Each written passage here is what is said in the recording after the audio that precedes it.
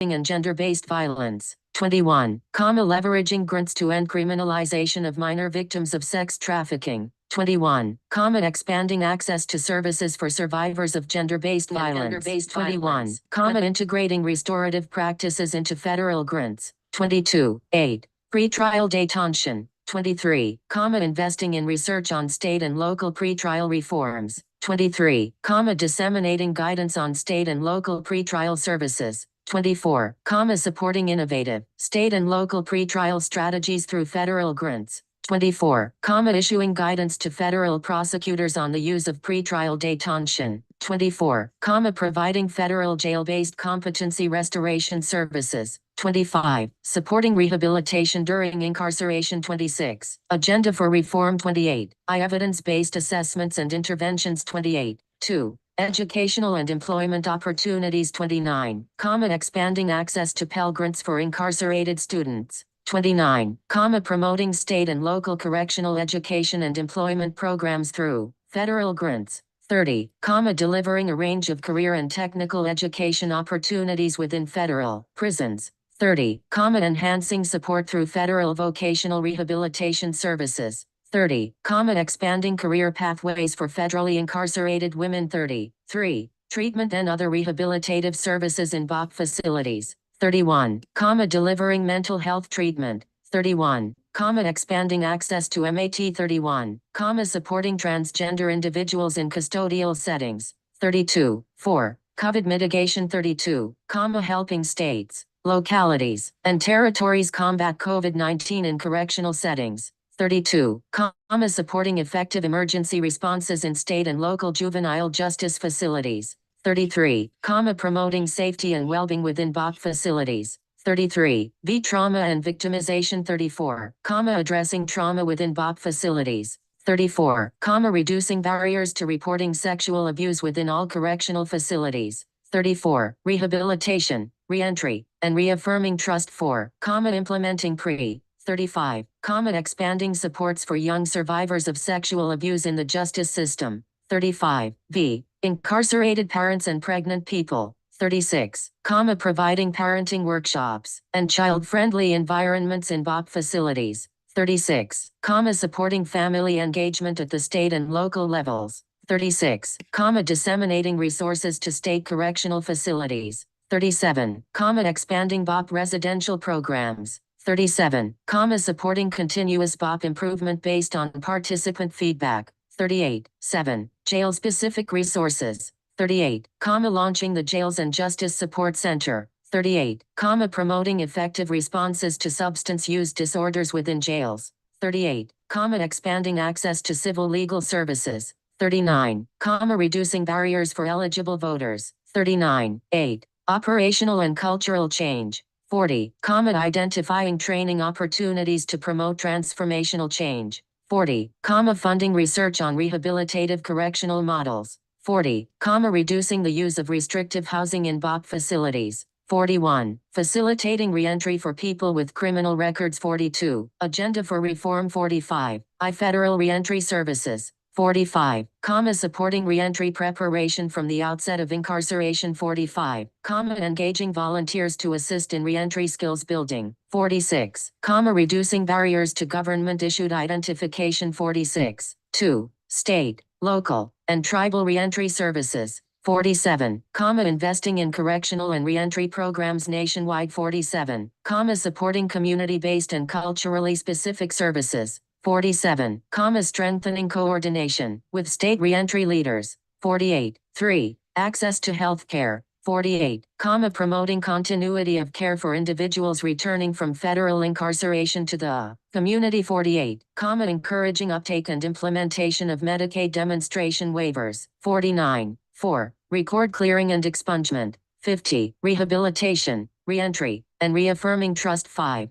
Community supervision. 51. Improving state and local supervision outcomes through federal grants. 51. Launching the Community Supervision Resource Center. 51. Fines and fees. 51. Issuing a Dear Colleague letter regarding the imposition and enforcement of fines and fees. 52. Filing statements of interest in federal court against unlawful fines and fees. 52, supporting state and local level efforts to rethink the use of fines and fees. 53, 7, raising awareness of reentry barriers. 53, 8, federal court-based reentry models. 54, conclusion. 55, rehabilitation, reentry, and reaffirming trust. 6, introduction. On May 25, 2022, President Biden issued the executive order on advancing effective, accountable policing and criminal justice practices to enhance public trust and public safety. EO 14074.1. The executive order outlines a vision for comprehensive criminal justice reform, grounded in the understanding that the safety of our communities depends on the fairness of our justice system. To prevent, investigate, and prosecute crimes, law enforcement officers and prosecutors depend on the cooperation and support of the residents they serve. Public trust is an essential underpinning of public safety, as the executive order recognizes. The vast majority of law enforcement officers do these difficult jobs with honor and integrity, and they work diligently to uphold the law and preserve the public's trust. At the same time, the executive order also recognizes that numerous aspects of our criminal justice system are still shaped by race and ethnicity, and that there are places in America today, particularly in Black and brown communities and other communities of color, where the bonds of trust are frayed or broken. Ensuring that our criminal justice system is fair and equitable, and that it is rooted in the values of transparency and accountability, is essential to strengthening the bonds of trust in law enforcement that are necessary to safeguard the well-being of all communities. The executive order calls for a whole-of-government approach to enhancing trust, rooting out disparities, and advancing the principles of equity and dignity within the criminal justice system.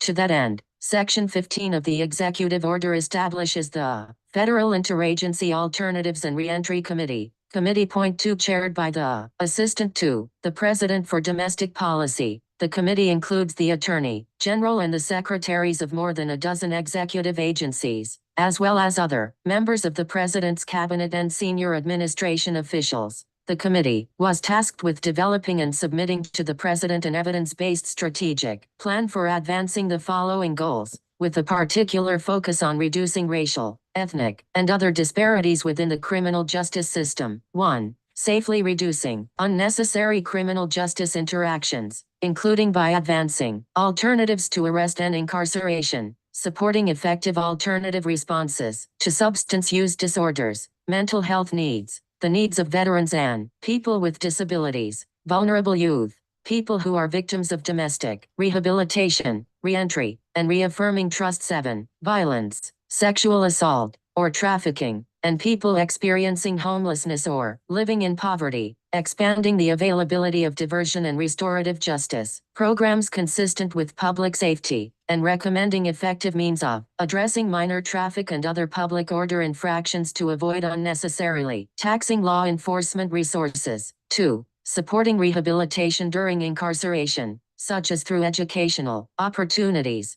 job training, medical and mental health care, trauma-informed care, substance use disorder treatment and recovery support, and continuity of contact with children and other family members. And 3. Facilitating reentry into society of people with criminal records, including by providing support to promote success after incarceration, sealing or expunging criminal records, as appropriate, and removing barriers to securing government-issued identification, housing, employment, occupational licenses, education, health insurance and health care, public benefits, access to transportation, and the right to vote. To complement the plan developed by the full committee, the executive order directs the Attorney General to submit a separate report to the President outlining the Department of Justice's DOJ strategy for advancing these goals within the federal criminal justice system. 3. This report proposes a department-wide vision for promoting the committee's goals both at the federal level and among state and local justice systems. In the following sections, DOJ offers a look at the gaps and opportunities that exist within our own federal justice operations.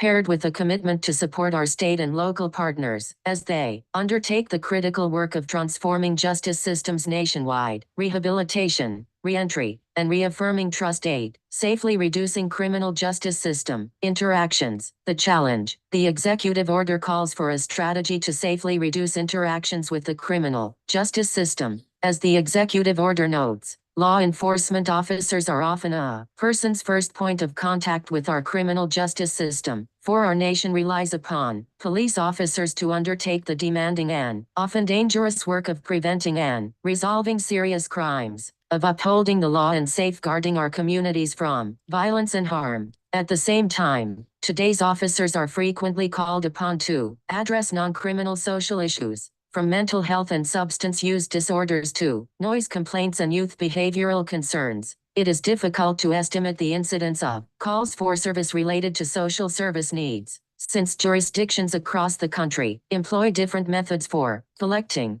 categorizing, and publishing 911 call data. 5. Nonetheless, law enforcement leaders nationwide have attested to the prevalence of such calls for service within their communities. 6. The countless hours spent responding to these calls are hours that officers cannot devote to the mission-critical work of addressing their community's most pressing safety concerns. When law enforcement is called upon to fill the gaps in other social service systems, officers are faced with complex issues, such as crises resulting from mental health and/or substance use-related conditions that they may not have the tools or resources to resolve effectively. While officers are overwhelmingly committed to addressing these calls for service to the best of their ability, the presence of law enforcement can escalate distress for some individuals in crisis, whose needs may demand the specialized skills and expertise of trained clinicians or other health and social service providers. 7. In the absence of alternative solutions, officers may often respond to these issues through arrest. While it is difficult to track the volume of arrests that involve individuals with substance use and/or mental health disorders, law enforcement made over 1.5 million arrests for drug-related violations in 2019, nearly 87% of which were for possession, rather than sales or distribution, of an illegal substance. 8. Significant racial disparities exist within these arrests. 26% of adults arrested for drug-related violations in 2019 were Black. 9. While Black Americans only comprised 14% of the overall national rehabilitation, reentry, and reaffirming trust 9 population. 10. Similar disparities are evident across other categories of arrest for low-level offenses. Black adults accounted for roughly 30% of arrests for disorderly conduct, vagrancy, and curfew and loitering violations. 11. The prevalence of arrest in response to social service issues has contributed to the overrepresentation of people with substance use and mental health disorders within jails, where their complex needs often go unmet. 12. Without access to the necessary treatment and recovery support services, such individuals often have repeated contacts with law enforcement officers and may cycle in and out of jail and emergency medical facilities. 13. Interactions between officers and people with serious mental health disorders result in uses of fatal force. 14. Agenda for reform. Nationwide, jurisdictions are pioneering innovative models to safely reduce unnecessary justice system interactions. DOJ is committed to seeding, supporting, and strengthening such approaches, with the goal of improving outcomes for civilians and officers alike. Advancing equity and comprehensive reform. The executive order calls on the department to pay particular attention to reducing racial, ethnic, and other disparities in the nation's criminal justice system. The department has advanced and will continue to promote several initiatives to this end, pursuing the Accelerating Justice System Reform Program. Consistent with this focus, DOJ will pursue the Accelerating Justice System Reform Program, a new $15 billion initiative proposed within President Biden's Safer America Plan. 15. If funded, the 10-year program would make significant investments in fostering community trust and safety while reducing inequity and unnecessary justice system involvement and alleviating burdens on law enforcement so that officers do not have to address calls for service that may not merit police response. Through this initiative, the department would provide states and localities with the tools to identify drivers of racial disparities and unnecessary justice system involvement, paired with the incentives to implement data-driven strategies that target these adverse outcomes while at the same time strengthening safety and equity for all. Jurisdictions could deploy these critical resources to support a wide range of strategies tailored to meet state and local rehabilitation, reentry, and reaffirming Trust 10 needs, including prevention programs, alternatives to incarceration, problem-solving courts, reentry services, pretrial and community supervision reforms, and cross-system partnerships that enable communities to better serve people with mental health and/or substance use disorders outside of the justice system. Equipped with data-driven insights, state leaders will be better positioned to focus resources on impactful approaches to prevention, diversion, intervention, rehabilitation, and reentry that will more effectively realize the promise of safety and equal justice for all. Addressing the crack to powder sentencing disparity in the federal system, the department is also actively advancing equity and enforcement actions at the federal level, including by supporting the elimination of the crack to powder sentencing disparity. The department has testified before Congress in support of the Equal Act, S-79, which would remove that disparity. As the department has explained, first, the crack powder disparity is simply not supported by science, as there are no significant pharmacological differences between the drugs. They are two forms of the same drug, with powder readily convertible into crack cocaine. Second, as documented by the Sentencing Commission, the crack powder sentencing differential is still responsible for unwarranted racial disparities in sentencing. Third, the higher penalties for crack cocaine offenses are not necessary to achieve, and actually undermine our law enforcement priorities, as there are other tools more appropriately tailored to that end. 16. On December 16, 2022, the Attorney General issued new guidance to all federal prosecutors on charging, pleas, and sentencing. 17. Among other things, this guidance instructed prosecutors in crack cocaine cases to take several steps to promote the equivalent treatment of crack and powder cocaine offenses. In particular, in cases where federal prosecutors deem it warranted to charge a mandatory minimum, prosecutors should base charges on the pertinent statutory quantities that apply to powder cocaine offenses. At sentencing, the Attorney General instructed prosecutors to advocate for a sentence consistent with the guidelines for powder cocaine, rather than crack cocaine, investing in comprehensive research focused on racial and ethnic disparities in the criminal justice system. To inform efforts to promote equity, DOJ is investing in a comprehensive review of research focused on racial and ethnic disparities in the criminal justice system, with the goal of identifying rehabilitation, reentry, and reaffirming Trust 11 interventions with the potential to reduce disparate treatment, as well as those policies and practices that have exacerbated disparities. The analysis, led by a team of DOJ-funded researchers at Arizona State University, will assess disparities across all stages of the justice system, including police decisions to arrest, to stop and frisk or stop and search, and to use force, pretrial decisions regarding bail, detention, and diversion, prosecutors' charging and plea bargaining decisions, jury selection outcomes, including use of peremptory challenges, judges' sentencing decisions in capital and non-capital cases, and probation revocation decisions, juvenile justice outcomes, including intake, detention, adjudication, and placement, as well as decisions to waive or transfer juveniles to adult criminal court, and correctional officials' decisions to grant or revoke parole. The findings will offer critical insights to policymakers and practitioners seeking to target the drivers of racial and ethnic disparities within existing policies and practices, and to implement interventions with the greatest potential for promoting equity and justice system outcomes. 18. Enhancing engagement with state and local recipients of federal financial assistance. The department is also advancing equity and reform by strengthening its engagement with state and local entities that receive federal financial assistance from DOJ. In June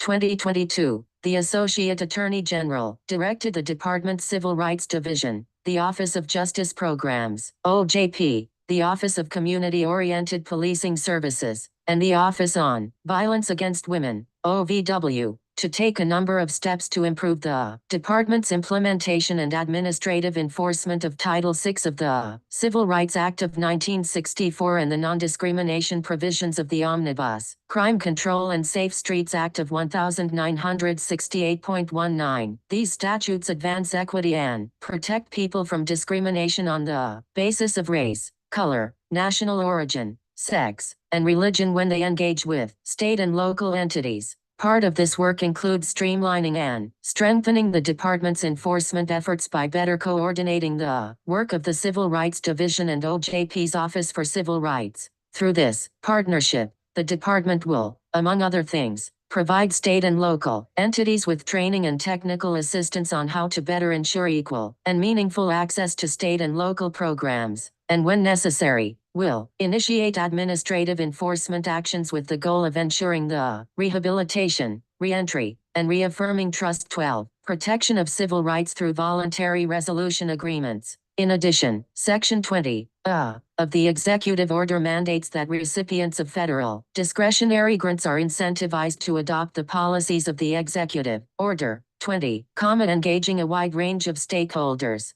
Finally, it is critical to engage stakeholders that represent a wide variety of experiences and perspectives, including researchers, practitioners, individuals and communities disparately impacted by the justice system, and victims and survivors of crime, in order to develop a criminal justice reform strategy that meets community needs. 2. Inform the development of the department's strategy for advancing the goals of the Executive Order. The department participated in listening sessions organized for the Alternatives and Reentry Committee. The listening sessions provided opportunities to hear from leaders who have been directly impacted by the justice system, as well as other researchers, practitioners, activists, and policy experts in the fields of public safety and criminal justice. In addition, stakeholder engagement was prioritized by the Reentry Coordination Council, RCC, which the Attorney General convened in October 2021. As mandated by the First Step Act, 21 The RCC is comprised of DOJ and senior officials from the Department of Housing and Urban Development, the Department of Labor, the Department of Education,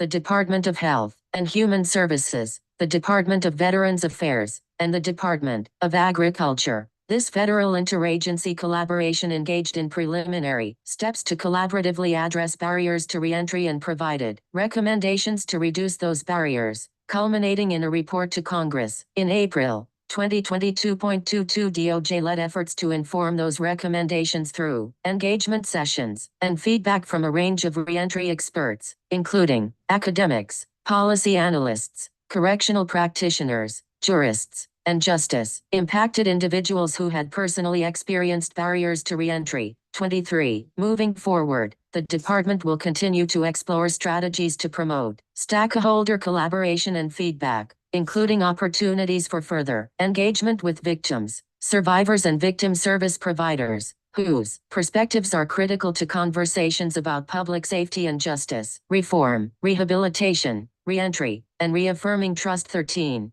2. Community-based alternatives. The Executive Order directs the department to provide a strategic plan for safely reducing unnecessary criminal justice interactions, including by advancing alternatives to arrest and incarceration, by expanding the availability of restorative justice programs consistent with public safety, and by recommending effective means of addressing minor traffic and other public order infractions to avoid unnecessarily taxing law enforcement resources. 24. In support of these goals, DOJ advances efforts such as, supporting innovative state and local community-based responses to less serious and low-level offenses, consistent with public safety and to ease the burden on law enforcement. In 2022, DOJ launched Reimagining Justice, a new OJP grant program designed to empower community stakeholders and residents in areas experiencing an increase in crime to develop and implement their own models for addressing less serious and low-level offenses, as an alternative to traditional law enforcement mechanisms, easing the burden on law enforcement and strengthening public safety. 25. Through this program,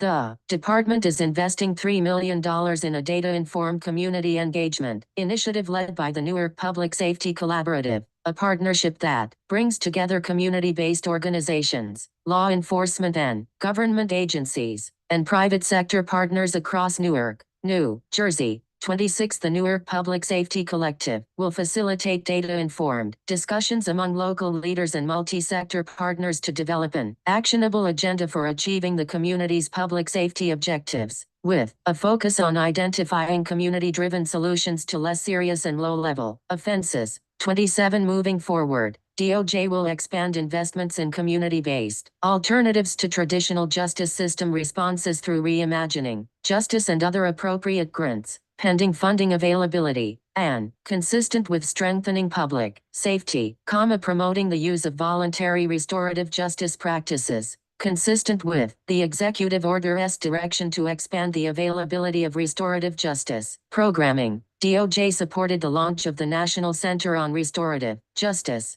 NCORJ, which has developed curricula to educate undergraduate, graduate, and law students and criminal and juvenile justice professionals in rehabilitation, reentry, and reaffirming trust. 14. The history, philosophy, and practices of juvenile, criminal, and restorative justice. 28. NCORJ is working to translate these resources to support educational opportunities for incarcerated people and those participating in a judicially supervised drug or other treatment court. NCORJ will also advance the use of voluntary restorative justice conferencing models in communities, including the provision of small grants to launch new restorative justice projects, and will support research and evaluation of restorative justice efforts, including assessments of impact on attitudes and recidivism, and the costs associated with expanded restorative justice education for students, professionals, and incarcerated individuals. 3. Responses to individuals with mental health and/or substance use conditions. The executive order directs the department to provide a strategic plan for safely reducing unnecessary criminal justice interactions, to include efforts focused on advancing alternatives to arrest and incarceration, supporting effective alternative responses to substance use disorders, mental health needs, and the needs of people with disabilities, and expanding the availability of diversion and restorative justice programs consistent with public safety. 29. In support of these goals, DOJ will advance strategies that reduce the volume of justice system interactions for individuals experiencing mental health and/or substance use conditions, including, investing in diversion models. OJP currently makes grants to support diversion models that connect individuals with behavioral health disorders to community-based resources and alternatives to arrest or incarceration through programs such as the Comprehensive Opioid, Stimulant, and Substance Use Program, CASA, and the Justice and Mental Health Collaboration Program, JMHCP, in appropriate cases consistent with public safety. 30.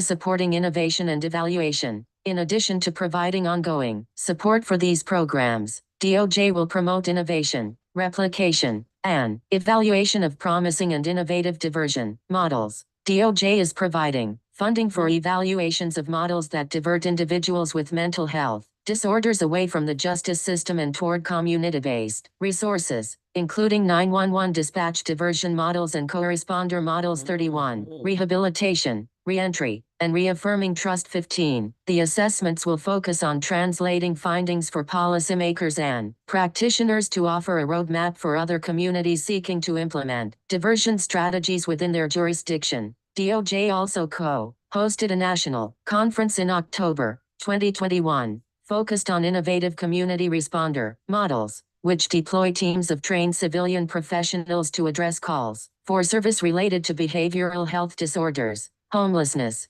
quality of life issues, or other low acuity concerns that should not require a police response. 32. The conference featured insights from practitioners in cities that are serving as laboratories for innovation to create pathways for responding appropriately to low acuity 911 calls, allowing police to focus on more urgent public safety issues and calls for service. Building on these efforts, DOJ will pursue opportunities to expand support for comprehensive continuums of first response and service provision, including community responder models, through investments that will foster innovation, promote knowledge exchange and dissemination, and deepen our understanding of what works in alternatives to traditional police responses, promoting safe and effective interactions with state and local law enforcement. As a complement to strategies designed to reduce justice system interactions for individuals with mental health and/or substance use conditions, the department is advancing efforts to improve the quality and outcomes of these interactions when they do occur.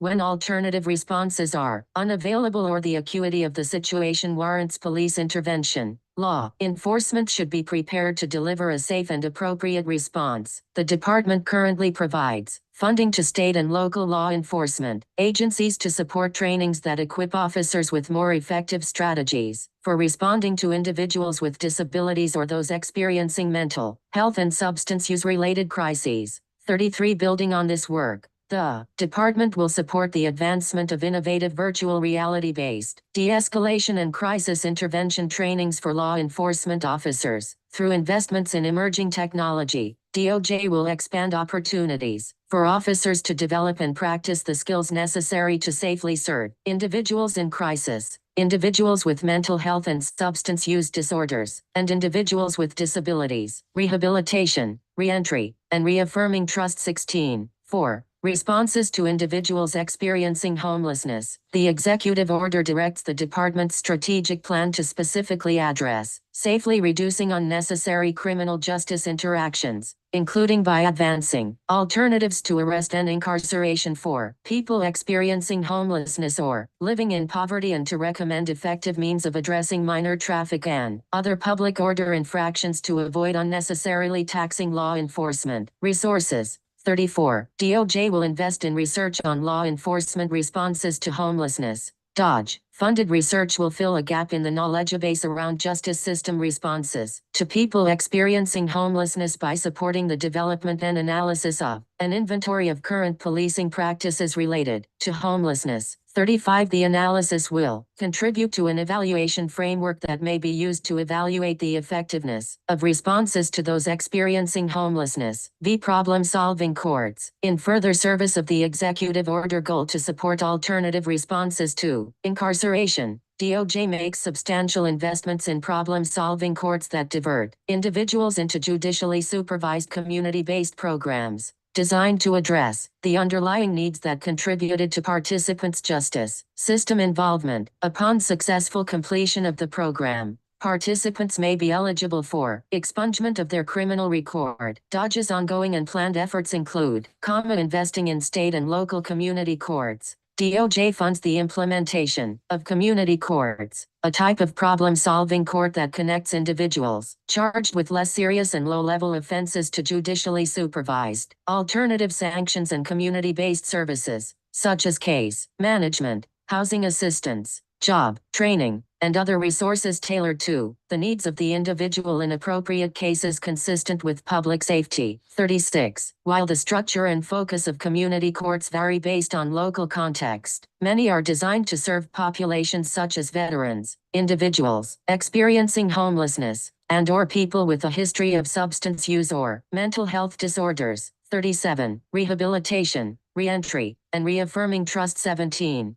Delivering funding and equity-focused resources for state and local treatment courts. DOJ also makes grants to states and localities to support specialized treatment courts, a type of problem-solving court that diverts people charged with offenses related to substance use disorder into treatment programs. 38. The funding promotes access to evidence-based substance use treatment, including medication-assisted treatment, MAT, as well as key recovery support services, including transitional housing and peer support services. 39. The department also provides jurisdictions with resources to support treatment courts that serve families impacted by parental substance use disorders, as well as treatment courts tailored to the needs of youth, including tribal healing to wellness courts that use culturally appropriate approaches to address the substance use needs of tribal youth. 40. The department will prioritize efforts to promote equity within treatment courts and mitigate existing racial and ethnic disparities in access to and completion of these programs, and, in doing so, support successful outcomes and prevent and reduce the risk of future criminal justice system interaction.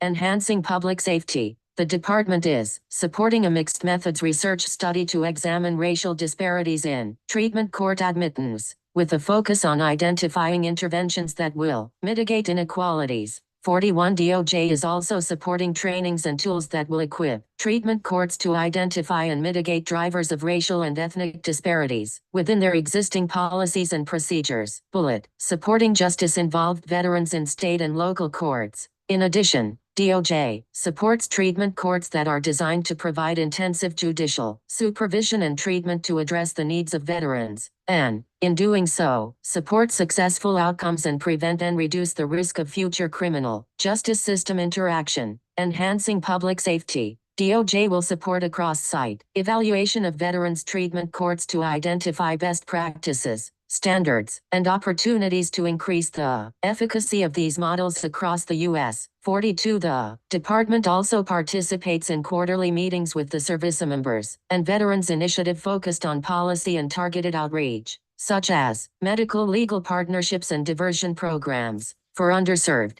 populations of veterans, rehabilitation, reentry, and reaffirming trust. 18, implementing the Burn State Crisis Intervention Program. Problem solving. Courts can also play a crucial role in preventing potential criminal conduct, including violence, by addressing the needs of those most at risk for repeat or escalating offenses. In recognition of the importance of these courts, as well as other forms of early intervention in preventing violent crime, the bipartisan Safer Communities Act, signed into law in June of 2022, created the Burn State Crisis Intervention Program to support the implementation of drug, mental health, and veterans courts, as well as extreme risk protection order programs, behavioral health treatment, and other forms of crisis intervention. 43. In February 2023, the department announced over $200 million in awards to states and territories in the inaugural round of grants under this program. 44, advancing federal specialty and diversion courts. In his December 16, 2022, guidance, the Attorney General reiterated that in determining whether adequate alternatives to federal prosecution are available, prosecutors should consider whether there exists an adequate non-criminal alternative to prosecution, including pretrial diversion. The Attorney General specified that, every district should develop an appropriate pretrial diversion policy. United States Attorney's offices, USAOs, are leading, supporting, and participating in specialty and diversion courts across the country. As of October 2022, the Federal Judicial Center reported that 147 federal problem-solving courts were operating across 64 federal judicial districts. 45. These courts vary by district in terms of their focus, such as the types of cases and characteristics of defendants, and where they occur in the criminal justice process, such as before charging, after charging, or after pleading guilty. The District of Utah established the first federal mental health court, known as Reentry, Independence Through Sustainable Efforts, RISE, in 2008, followed by the first federal Veterans Court focused on those with mental health needs in 2010. 46. Other examples include the Conviction and Sentence Alternatives CASA program of the Central District of California, a post-guilty plea diversion program that provides intensive rehabilitative services to selected defendants who meet a set of admissions criteria. 47. CASA is a 12 to 24-month program designed primarily for individuals charged with low-level, nonviolent offenses who have substance use and/or mental health disorders. The program requires participation in treatment, testing, and/or educational, rehabilitation, reentry, and reaffirming trust. 19. Programs is assigned and in bi-monthly meetings with the CASA team, consisting of judges, pretrial service officers, public defenders, and prosecutors. Successful completion of the program, which must include at least 6 months of sobriety, results either in dismissal of all charges or in a non-custodial sentence for more serious offenses. Additionally, the Eastern District of Pennsylvania operates STRIDES, strategies that result in developing emotional stability, an alternative court designed to address the needs of individuals diagnosed with severe and persistent mental illness. 48. The department is committed to continuing to evaluate the efficacy of specialty and diversion programs and will provide support to districts who want to initiate or expand such programming. B. Youth and family diversion and alternatives to incarceration. DOJ is committed to advancing the goals of the executive order within the juvenile justice system. There is a growing consensus among researchers and practitioners alike that youth incarceration is largely ineffective at promoting well-being and reducing recidivism among young people. 49. Incarceration separates young people from family connections and supportive influences at a critical point in their life, which can disrupt adolescent development and hinder transitions into healthy adulthood. For most young people, community-based interventions offer a more effective approach to reducing harmful or illegal behavior and promoting long-term well-being. 50. While the number of detained youth has dropped precipitously over the past 2 decades, an estimated 25,000 youth were still held in residential facilities on any given day in 2020.51. To better serve our nation's young people, the department will engage in efforts such as investing in youth by delivering support for states and localities for delinquency prevention, intervention, and youth diversion activities. The department makes funding available that may be used for specific delinquency prevention, intervention, and youth diversion activities, including funds dedicated to meeting the needs of girls in the justice system and serving youth impacted by the opioid epidemic and other substance use disorders. 52. Building on this work, DOJ will be delivering support for states and localities to when rehabilitation, reentry, and reaffirming trust. 20. Appropriate. Divert youth from incarceration and into effective community services and strategies. 53. As part of the initiative, states and localities will engage in a community-driven planning process that leverages the expertise of impacted youth and their families to develop a blueprint for jurisdictions to decide how to reimagine unused or underused juvenile justice facilities into community assets, addressing the economic impact on the surrounding community, and promoting public safety and positive outcomes for young people. Stakeholders may explore opportunities to convert juvenile justice facilities into community resources that foster safety and well-being and provide valuable services, such as reentry centers, social service hubs, treatment facilities, affordable housing, public parks, youth recreational centers, or other priorities identified by the community to meet residents' needs consistent with public safety, funding alternatives to incarceration for parents. In addition to strategies focused on justice-involved youth, DOJ will leverage resources to support alternatives to incarceration for parents and primary caregivers, when in the interest of public safety and the best interest of the children.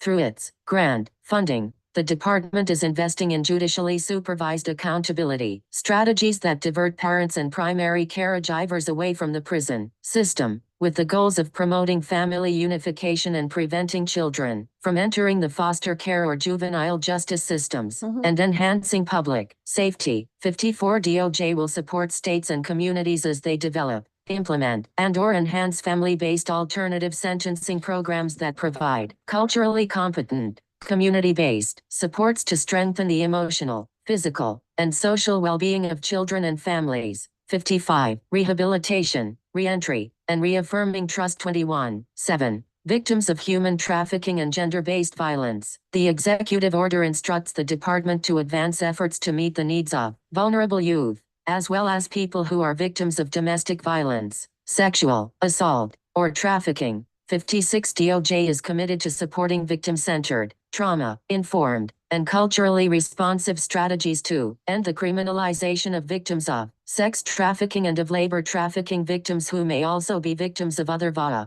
crimes, and to avoiding punishment for conduct committed by trafficking victims that is a direct and proximate result of being trafficked. The department will pursue new and ongoing strategies, such as leveraging grants to end criminalization of minor victims of sex trafficking. Federal law makes it clear that minors involved in a commercial sex act are trafficking victims, regardless of whether force, fraud, or coercion is present. 57. Yet in many U.S. jurisdictions, for a variety of reasons, youth who are victims of sex trafficking are arrested, detained, and confined. 58 Child labor trafficking. Victims may also be criminalized due to conduct committed as a result of being trafficked. There are many challenges in addressing these issues, including appropriate responses by law enforcement, disagreement regarding what constitutes safety for minor victims of sex trafficking and labor trafficking, lack of cross-agency multi-sector collaboration, limited options for services, and a population who may not identify or be recognized by the system as a victim of crime. 59 To address these myriad issues, the department launched a grant program designed to end the criminalization of minor victims of sex trafficking by developing, expanding, and strengthening victim service programs, criminal justice, and community-based entities that support victim-centered, trauma-informed, developmentally appropriate, and culturally relevant responses to this victim population, which will enhance individual and community well-being and public safety outcomes. 60. Expanding access to services for survivors of gender-based violence. DOJ will also identify opportunities to provide expanded pathways to justice for survivors of domestic violence, sexual assault, dating violence, and stalking. Oftentimes, the criminal justice system does not provide sufficient recourse for all survivors, and many may feel less safe throughout their interactions with law enforcement or prosecution. 61 Further, factors such as distrust in the criminal justice system can create barriers to accessing traditional programs, services, rehabilitation, reentry, and reaffirming trust. 22 And legal remedies. 62 The department will explore alternatives to incarceration that fill a gap in services designed for survivors of gender-based violence. OJP, in partnership with the Association of Prosecuting Attorneys, is launching a cohort of prosecutor-led diversion programs tailored to survivors of gender-based violence who are involved as defendants in the justice system. 63 These models will divert survivors of gender-based violence away from traditional prosecution in appropriate cases, into victim services and other supports, closely tailored to their needs, with a focus on meeting the needs of women of color. Through this initiative, prosecutors and victim service providers will work to advance racial equity, to break cycles of victimization and justice system involvement, in order to create more equitable public safety outcomes for all, and strengthen safety within communities across the country. Integrating restorative practices into federal grants. DOJ will also leverage new authorities provided under the Violence Against Women Act, VAWA, reauthorization of 2022, to support alternative pathways to justice through grants from OVW. 64 In fiscal year 2022, DOJ received an $11 million appropriation to create a restorative practices program through OVW. 65 In preparation, DOJ is examining current restorative practices that could be effectively replicated with the necessary safeguards in place for survivors. DOJ also is convening a series of conversations with experts in the field to assess when restorative practices are appropriate options and how they can be implemented to facilitate opportunities for safe, voluntary dialogue. Their feedback will inform the department's administration of funds, as well as identify efforts to integrate restorative practice options into other grant programs that can support these approaches. Moreover, the department anticipates disbursing funds in fiscal year 2023 to provide training and technical assistance and conduct research related to restorative practices, provided DOJ receives viable applications. In the summer of 2022, the department convened a series of roundtables to explore options in addition to the restorative practices. Okay, so that was all about what's going on and what's been going on since 2022, I believe. That's when I believe that when Biden got in office, he said these things were going to happen, and they were happening slowly, but you don't know nothing about it. What is it that you do know of? Absolutely nothing. People promote or choose not to promote you based on instructions. Yeah, you wouldn't even know that I'm streaming live today. But for me sharing it, where I'm going to share, I got to share on Facebook. Come on down over Oh, that's a word, V. Let's talk.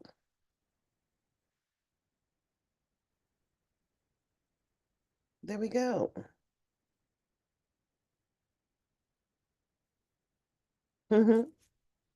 That's cool. And there we go.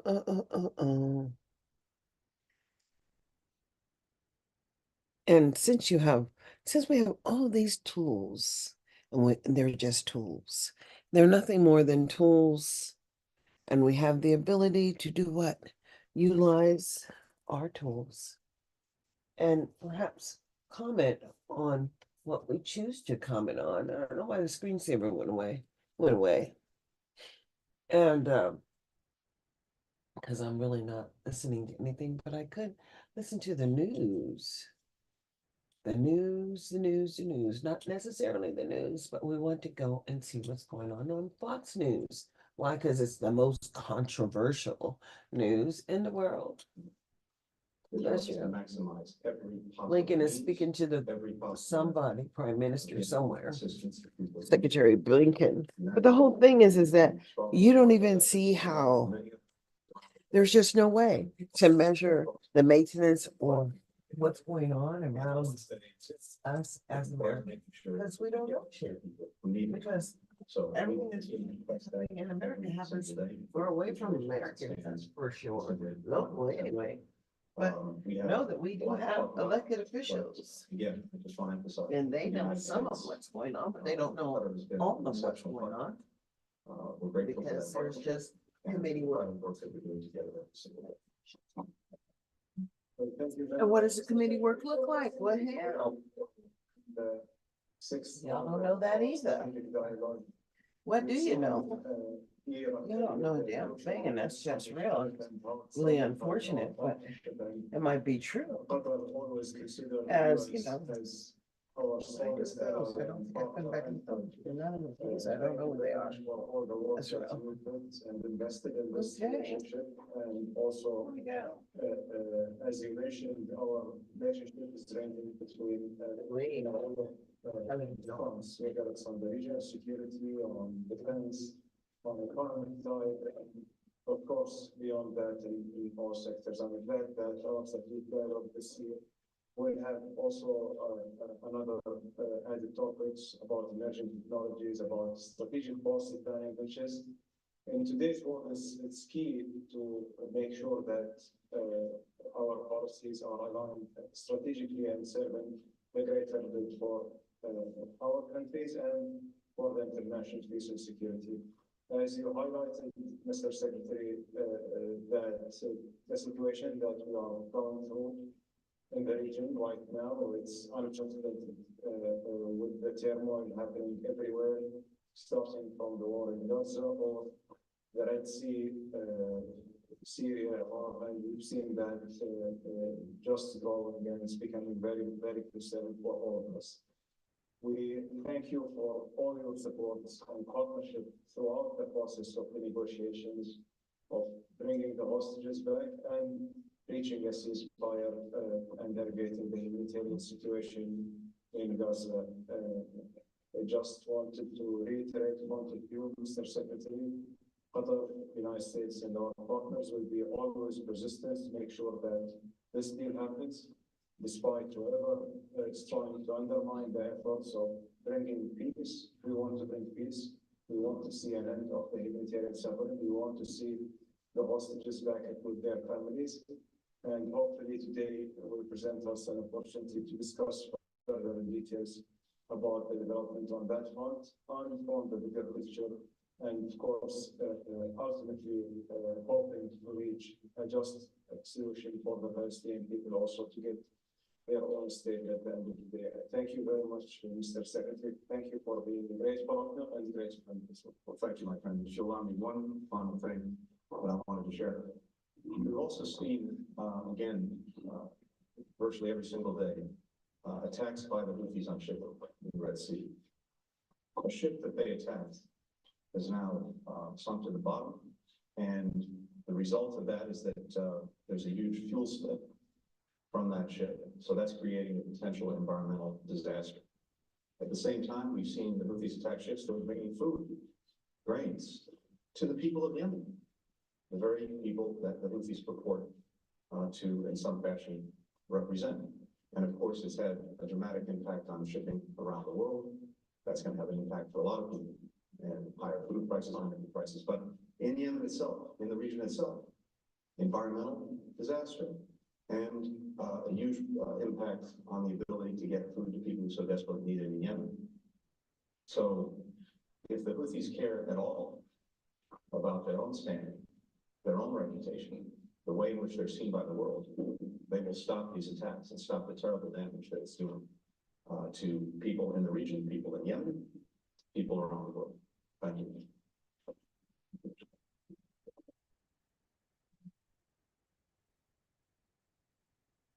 U.S. Secretary of State Antony Blinken and the Qatari Prime Minister and Foreign Minister wrapping up their comments there in Washington, D.C. All of this amid the Israel-Hamas war raging on. You can see there on your screen a live look out there in Gaza, the plumes of smoke taking to the skies as the missile strikes continue. The time now 9:18 on the East Coast. Let's go to our first 2-minute break of the hour. We'll be right back.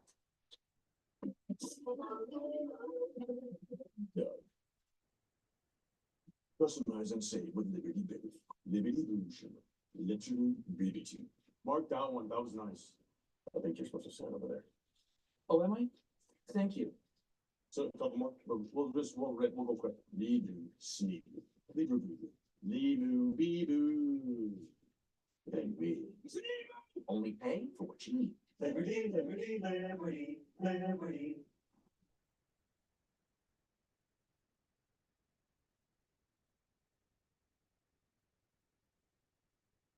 We got Subaru Forest the Wilderness.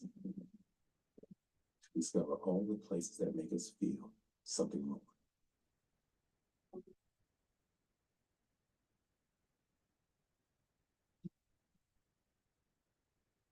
Subaru is the National Park Foundation's largest corporate donor, helping expand access for all. Hey, it's time to pick up my mom. Oh, and your beard. Didn't you, Sarah, like the slacker look? Did you dress Sadie? I'll take her shopping. Your floors, they're so beautiful. Thanks. I use Bona.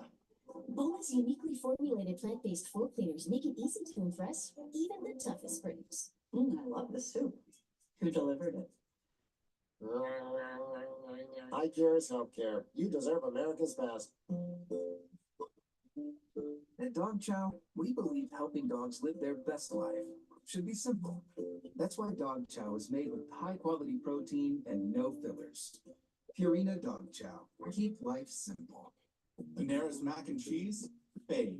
Tomato soup in a bread bowl, fave. All your favorites, always at Panera. So grab a chocolate chip. We know it's a fave too. Only at Panera. $1 delivery fee on our app. Hey, it's time to pick up my mom.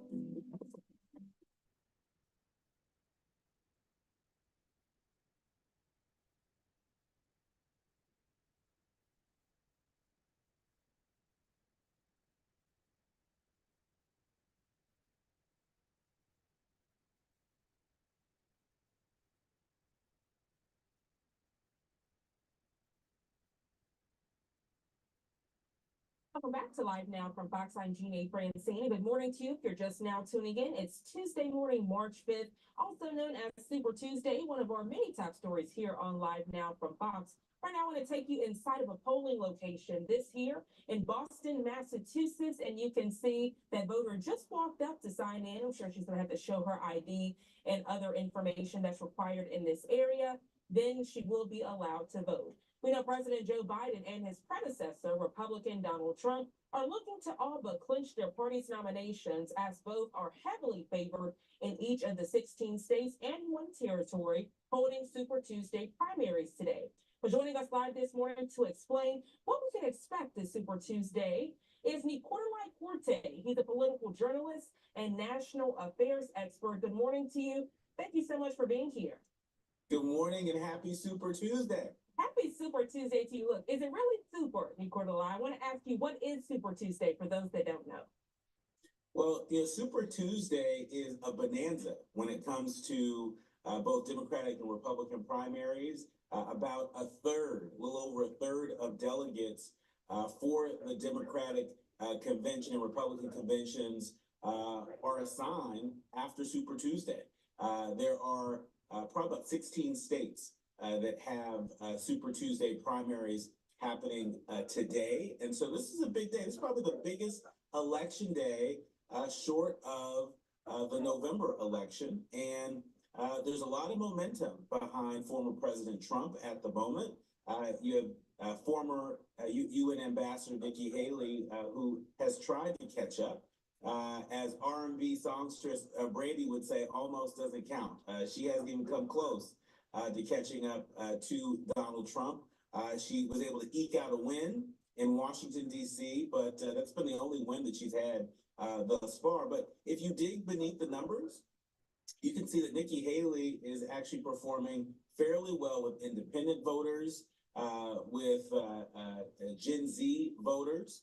And so though she's not winning these primaries outright, she is carving out a lane for her in the Republican Party. But make no mistake about it, it is very clearly the Trump Party, and today will bring former President Trump even closer to clinching the Republican nomination if he's successful. Cordell, you made me laugh. You said almost doesn't count. And many people looking today to see if this will be the day that defines Nikki Haley's race. Many people thinking she would have dropped out a long time ago. But at her most recent rally, she said, hey, I'm still here and I'm here to win. What do you think will happen today when it comes to her race? Do you think today will be the day that she says, you know what, I fought a good fight, but I did not win? I think it's highly unlikely that we're going to see, a big splashy headline on the part of Nikki Haley, suggesting that, she was able to eke out a win. I don't think that that's likely, but I think what is likely is that she may continue. Nikki Haley is betting that one of these many cases that the former president is currently litigating, she is betting that something might stick. And if it sticks sooner than later, there may be more Republicans more likely to support her in her bid for the GOP nomination. There are a number of polls out there that suggest that if convicted, that may cause a number of Republicans to have second thoughts about the former president and supporting him in his second bid for the White House. But again, all of this is a long shot. And look, Cordell, for being honest, I mean, these court cases have not hurt him. It doesn't seem in the polls. He hasn't skipped a beat. He hasn't even attended a debate. He holds his own rallies in the same states where the debates are, has his own thing going, and he still comes out on top in the polls. And speaking of polls, we know 16 states heading to the polls today. What are some states and races we need to be keeping a close eye on? Well, I think we should be looking very closely at Alabama, particularly the southwest corner of Alabama. This is the first race that they're having after these new congressional maps have been drawn. There's been a lot of back and forth in the courts, and the Democrats stand to potentially pick up a seat if successful. So we should be paying attention to Alabama. We should be paying attention to North Carolina, where Roy Cooper, the current Democratic governor, is termed out. And there is a Trump-endorsed Republican candidate that seems to be performing well there.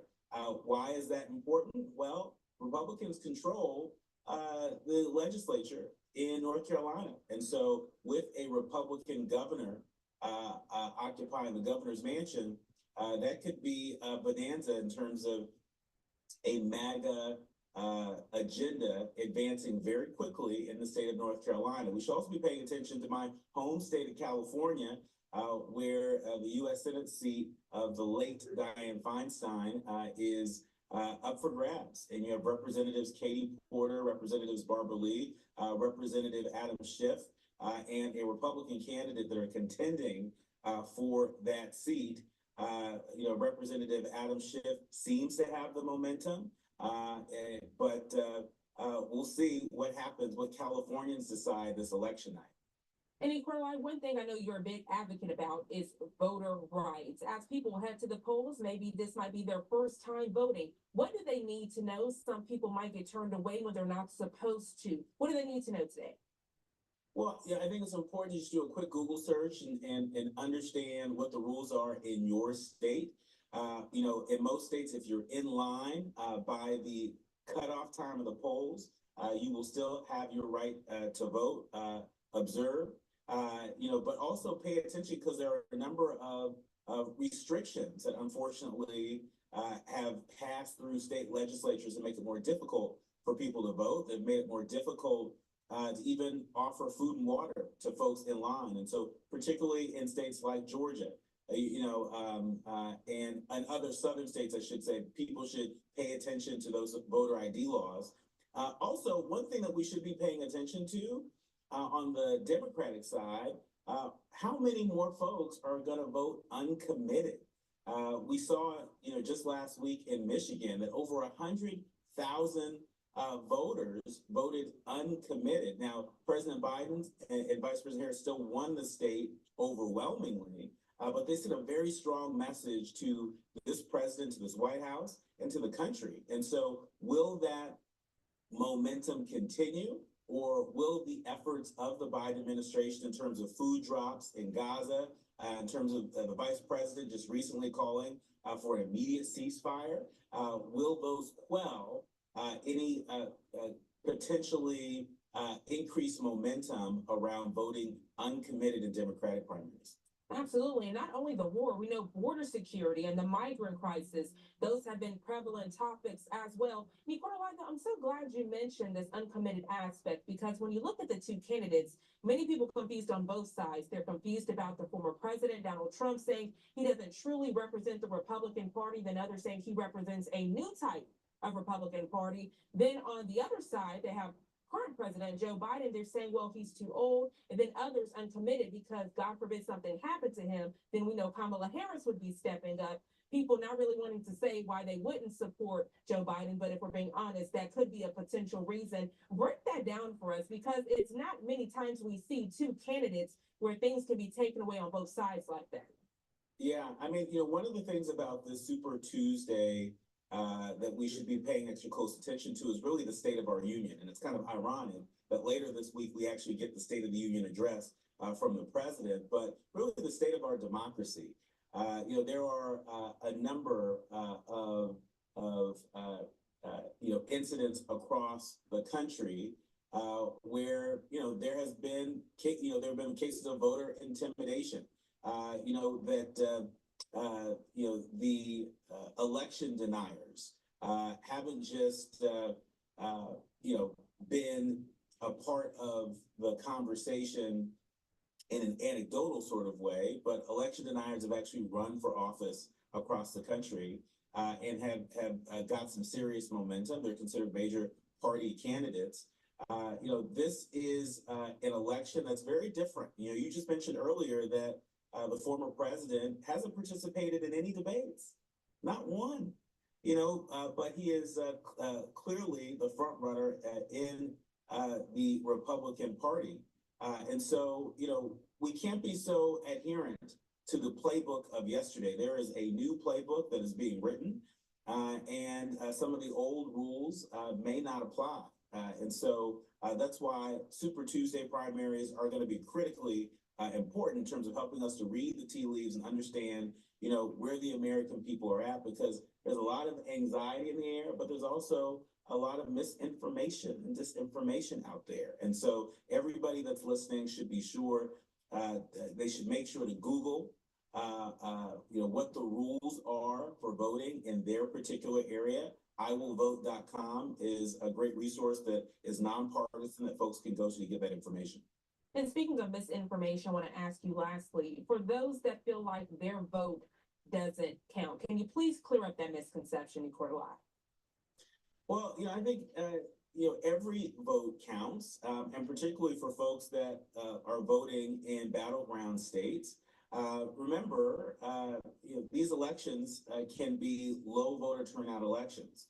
And, look at the margin by which President Biden won states like Georgia, won states like Michigan, won states like Wisconsin, right?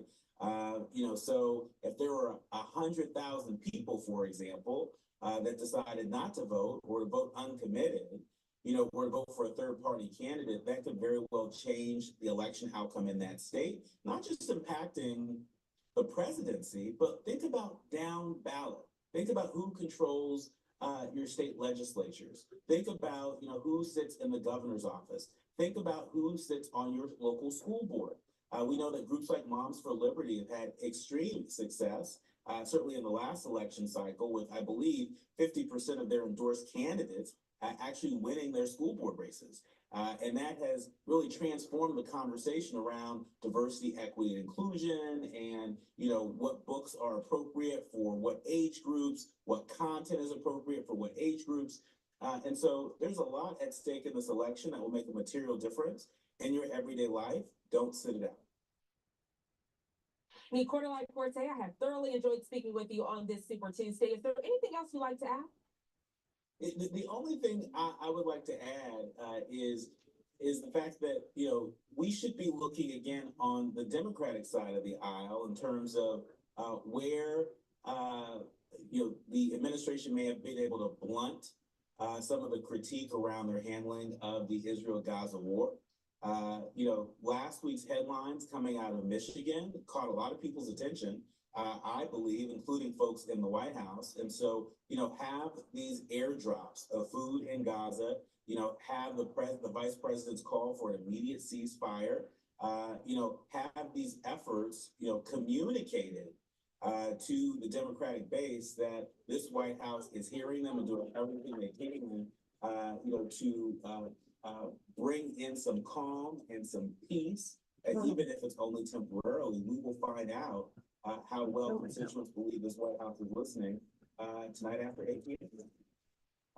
Nicolai Forte, thank you so much for joining us on this Super Tuesday, keeping the viewers informed on all of these races, keeping a close eye on all of them. You enjoy the rest of your day. You too.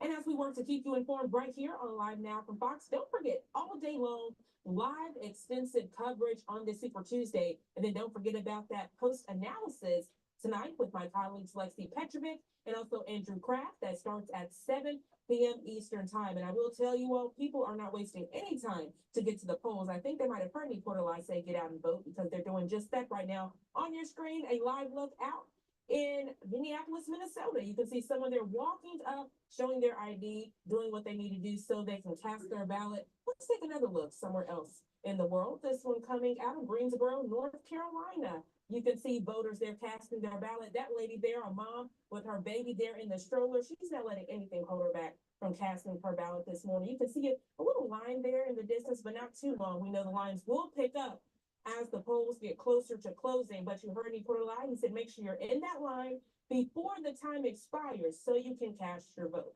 The time now 9:34 on the East Coast. Let's go to our second 2-minute commercial break of the hour. We'll be right back.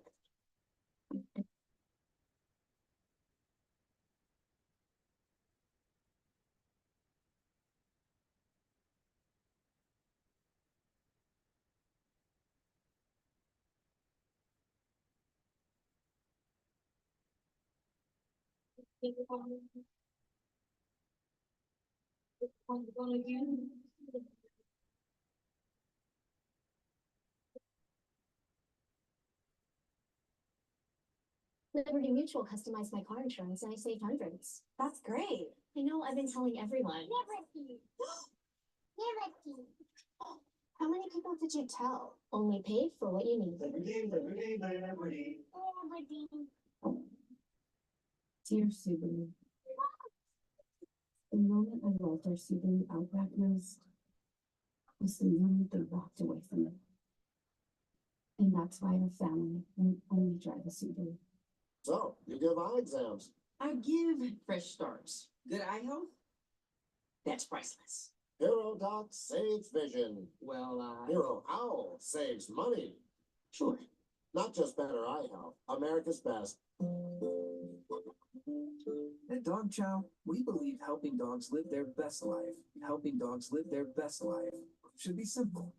That's why dog chow is made with high quality protein and no fillers. Purina Dog Chow. Keep life simple. Meat noodles. She's part short hair. Or tabby. And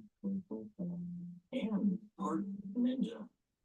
Make this whole crossway hydro steam. It's part vacuum, part mop, part all-in-one steam cleaner. Oh, and part ninja nemesis. Every purchase saves this, like noodles. There's a new breed of clean. That deep belly laugh.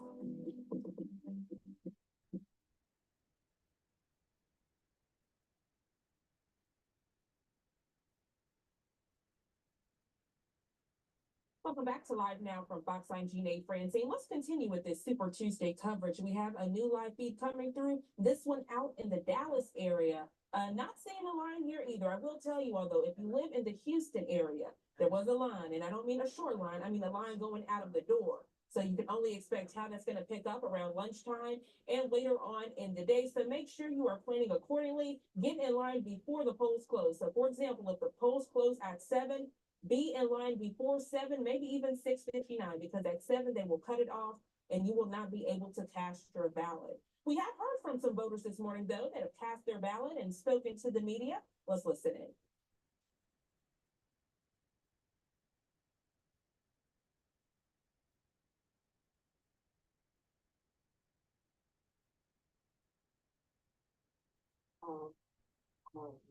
We have a super PAC that we're looking to flip to Democrat, actually. And what about the governor's race here? Is that something that people are interested in? Oh, of course, absolutely. Yeah, our governor, we have really, really appreciated our governor and everything that he's done for us, and he will be leaving. So, yeah, it's important to us. Because it follows after him. Yeah. And are you Democrat, Republican, Independent? Democrat. And who did you vote for today? Well, I don't want to say that. And lastly, to wrap things up here, I know that North Carolina is a battleground state. How important, just have you heard going into November? I know we're quite a few months out from the election. But, do you think there's a real sense of, how important this state is in terms of winning the election? Of course, absolutely is. Awesome. Yeah. Thank you so much. Appreciate it. Okay, thank you. All right, so voters speaking to the media after casting their ballots, and you can see this gentleman in Dallas looking a little nervous there, shaking his legs as he's casting his ballot, but a pretty simple process. You just pick who you want there on the ballot, press the buttons, or if you're unable to do the machines, I know they do have paper ballots in many areas. So let's continue to listen in to these voters. There he is wrapping up. So as I mentioned, we came back from break. He was quickly there at the polling voting station, and then now he's casting his ballot. Truly less than 10 minutes for this guy, but more people speaking to the media after casting their votes. Let's continue to listen in.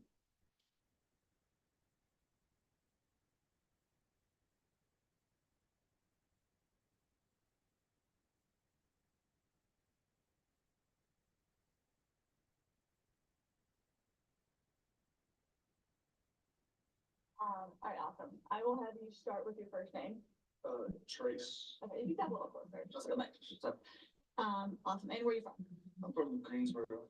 Okay, awesome. And are you Republican, Independent, Democrat? Republican. And who did you vote for today? In the presidential, Yeah, the primary. Donald Trump. And why is that? I think there's a big immigration problem going on, and I think Trump will definitely put a stop to that. And yeah, I think from the last 4 years we had under Trump, I think we were a lot better off as a country than how we are under Biden. And do you think that his convictions, would that, if he is convicted, would that change your mind at all heading into November? I have to, just the conviction itself, I don't know if it really changed my mind. I have to look into it, the specifics of it, kind of analyze it myself, I guess, for it to change my mind. Yeah. And who do you think has, out of all the candidates, Biden, Trump, and even Haley, I guess, who do you think has the strongest stance on crime? Who do you think will be able to tackle the problem of crime in the country right now? I think Trump would, because he stressed law and order a lot, especially his last term. So I think Trump would. And I've seen a rise in popularity just among voters I've talked to. Younger voters who seem to be gaining traction, especially Gen Z voters as well. Why do you think Trump is rising in the polls with younger voters? I think it's because he speaks his mind and he says what he wants to, and I think a lot of people can respect that. And I know for me, something that got me especially fired up to vote for him was going to the rally on Saturday. So, and I saw a lot of younger kids my age too. So I think that got us engaged. And last question here. Somebody wanted me to ask. Oh yeah, so tonight is likely to show the nation will be closer to solidifying a Biden-Trump rematch. So we're likely to see something that we've already seen. How do you feel about another Biden-Trump rematch? I think another Biden-Trump rematch would probably be easy game for Trump. I think a lot of stuff is swaying in his favor, and especially with how the nation is turning right now with the immigration and crime and all stuff that's kind of on the forefront of like the debates and stuff. I think Trump can really crack down on that, and he's honestly better in a lot of those areas too that are more important for voters. Awesome. Thank you so much. And are you in Sweden? Yes, I am. Okay. And what year are you? I'm a freshman in college. Okay. Thank you so much. Have a good one. All right, so that freshman in college speaking to the media after casting his ballot, he says he is going to vote for the former president. He said he's doing so because he likes how the former president, Donald Trump, handled border security. The time now 9:42 on the East Coast. Let's get to our third 2-minute break of the hour. We'll be right back. Looks like it costs a fortune. Actually, the playscape sectional is just $9.99. It looks like it was crafted by a master carpenter. I'll pass a complimental on the bottom. Looks like I could work with this. Check out those cup holders. Cool. Looks like a unicorn cried happy tears all over it. Yeah, I can see that. When the looks you love go for less, there's only one thing to say. Oh my. Discount furniture. Welcome to the Credit Commonwealth, a place where financial progress can happen at the speed of delight.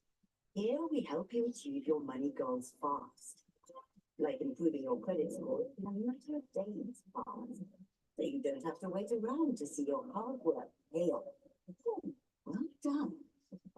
Simply scan your screen to experience Intuit Credit Card for yourself. T-Mobile 5G home internet's slowing you down when everyone's connected. Why deal with that? Switch to Cox Internet and power 4 times more connected devices than T-Mobile 5G home internet. Cox Internet, switch today. Introducing Amazon Pharmacy. Now you can get your meds delivered just like everything else. We make it just like everything else. We make it easy to understand and compare prices and copays, and we work with most insurance plans, so you don't have to worry about it. Once we have your prescription, your meds should arrive in just a few days. We'll send you updates along the way, so you're always kept in the loop. Plus, you can request refills or see your medication history. And if you have any questions, we're always available. Sign up for Amazon Pharmacy today. On it.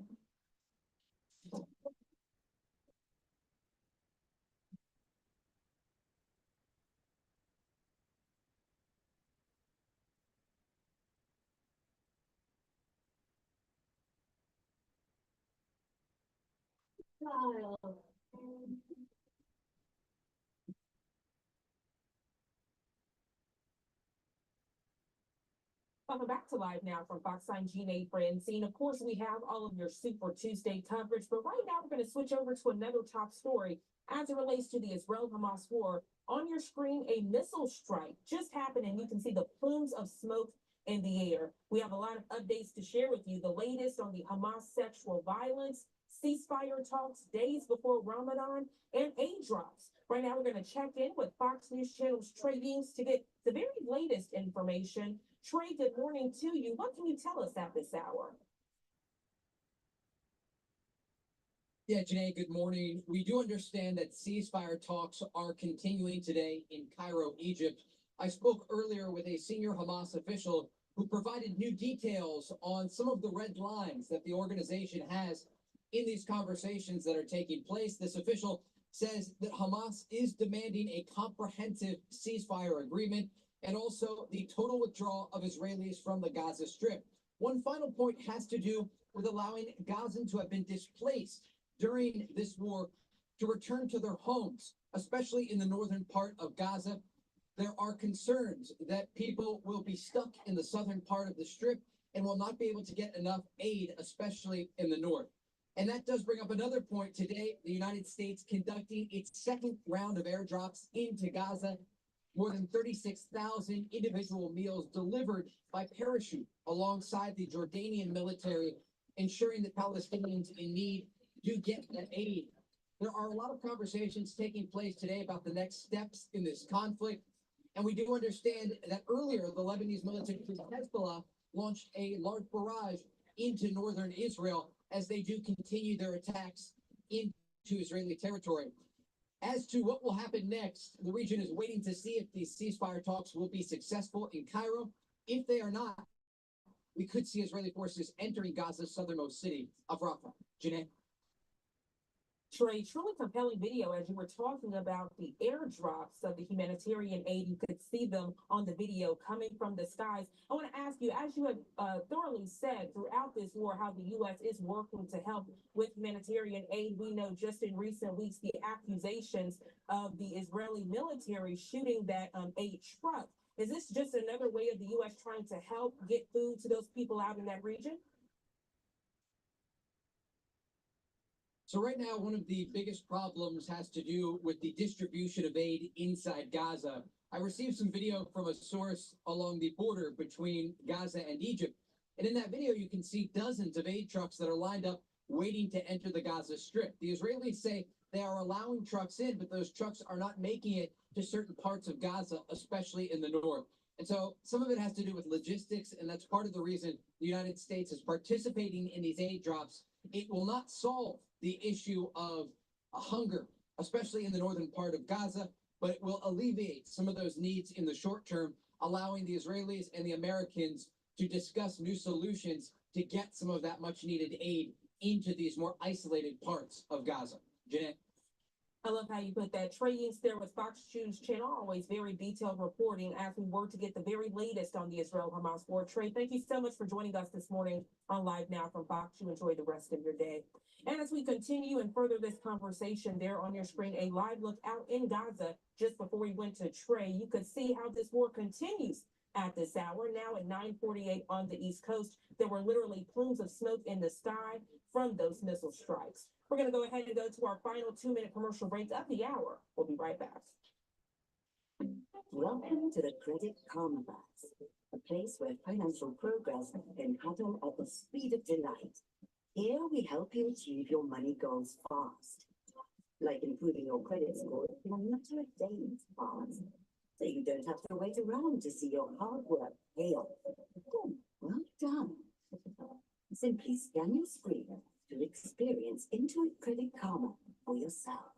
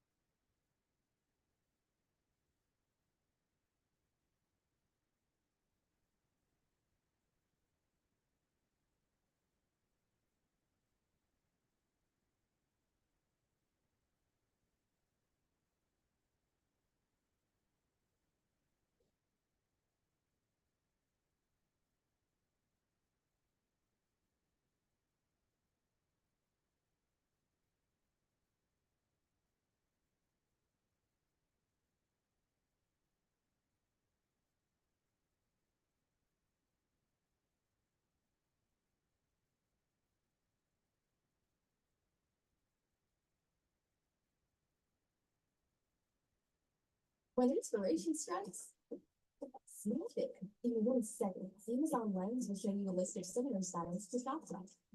Your new look is right at your fingertips. Snap it, shop it with Amazon Lens.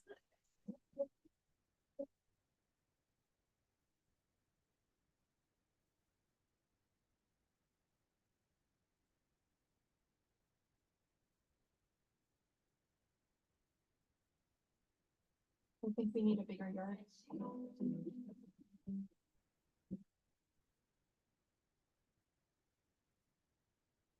Welcome back to Live Now from Fox. I'm Gina Francine. Of course, staying on top of top stories, including Super Tuesday, but also giving you the latest information on the Israel-Hamas war. Before the break, I was showing you all this photo out of Gaza, and you could actually see the plumes of smoke from the missile strikes, giving you another look here, brought back. So not so close up on that tower. This is a further back shot, but you can see the haze there on your screen, just showing you how this war rages on. The time now, 9:51 on the East Coast. We want to play out the latest Israeli government briefing, giving you an update on that tragic hostage situation.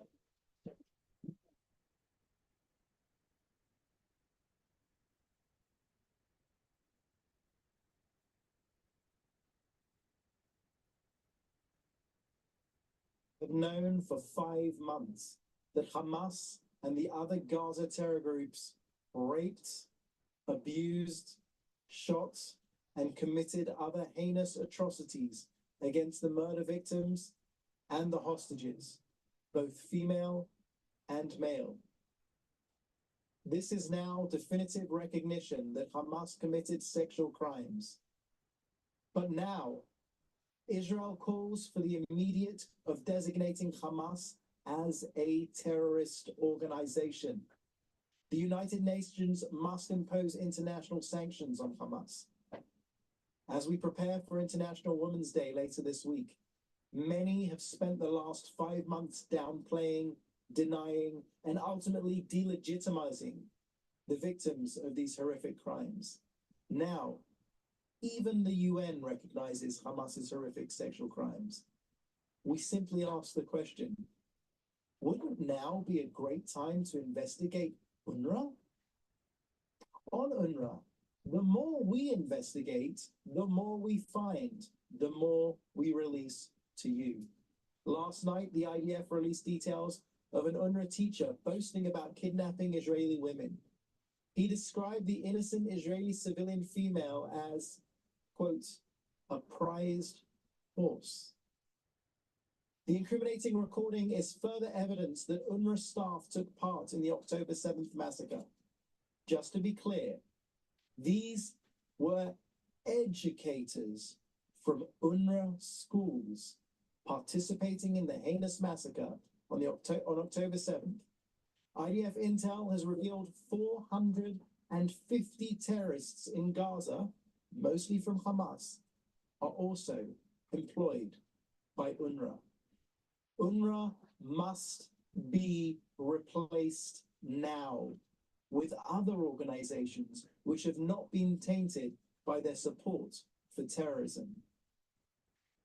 The IDF confirmed that it had destroyed the largest terror tunnel discovered in Gaza to date. Confirmed that just today. I have been in that tunnel. I saw that tunnel with my own eyes. Wide enough to drive a Jeep through. Indeed, we released a video of Yahya Sinwar's brother doing just that. Billions in foreign aid has been sunk into the Gaza terror tunnel network, which is more than twice the size of the London Underground. Money that could have gone to build schools and hospitals was spent on death and destruction. Make no mistake, this particular tunnel was built with the explicit intent of attacking Israel on a massive scale. Israelis will sleep better knowing that it's been destroyed. Next, a further update from our ongoing efforts to defeat Hamas in Gaza. Yesterday and today, in the Hamad area in western Khan Yunis, IDF raids apprehended dozens of Hamas and Islamic Jihad terrorists. The terrorists were hiding in plain sight among the civilian population attempting to flee the area. This, in itself, is a war crime. In central Gaza, the IDF eliminated around 20 terrorists over the past day through the use of sniper fire, tank fire, and UAVs. In Bet Hanun, a terrorist cell that was operating a drone aimed at our troops was eliminated. All the while, over the last 24 hours, the Air Force carried out 50 precise strikes on Hamas terror targets throughout Gaza. We struck launch posts, weapons storage facilities, tunnel shafts, and Hamas military infrastructure. Now, an update from Israel's northern border. Yesterday's Hezbollah anti-tank fire and launches into Israel claimed the life of an Indian national and injured 2 others. This cowardly Hezbollah terror hit peaceful workers cultivating an orchard in the village of Margaliot.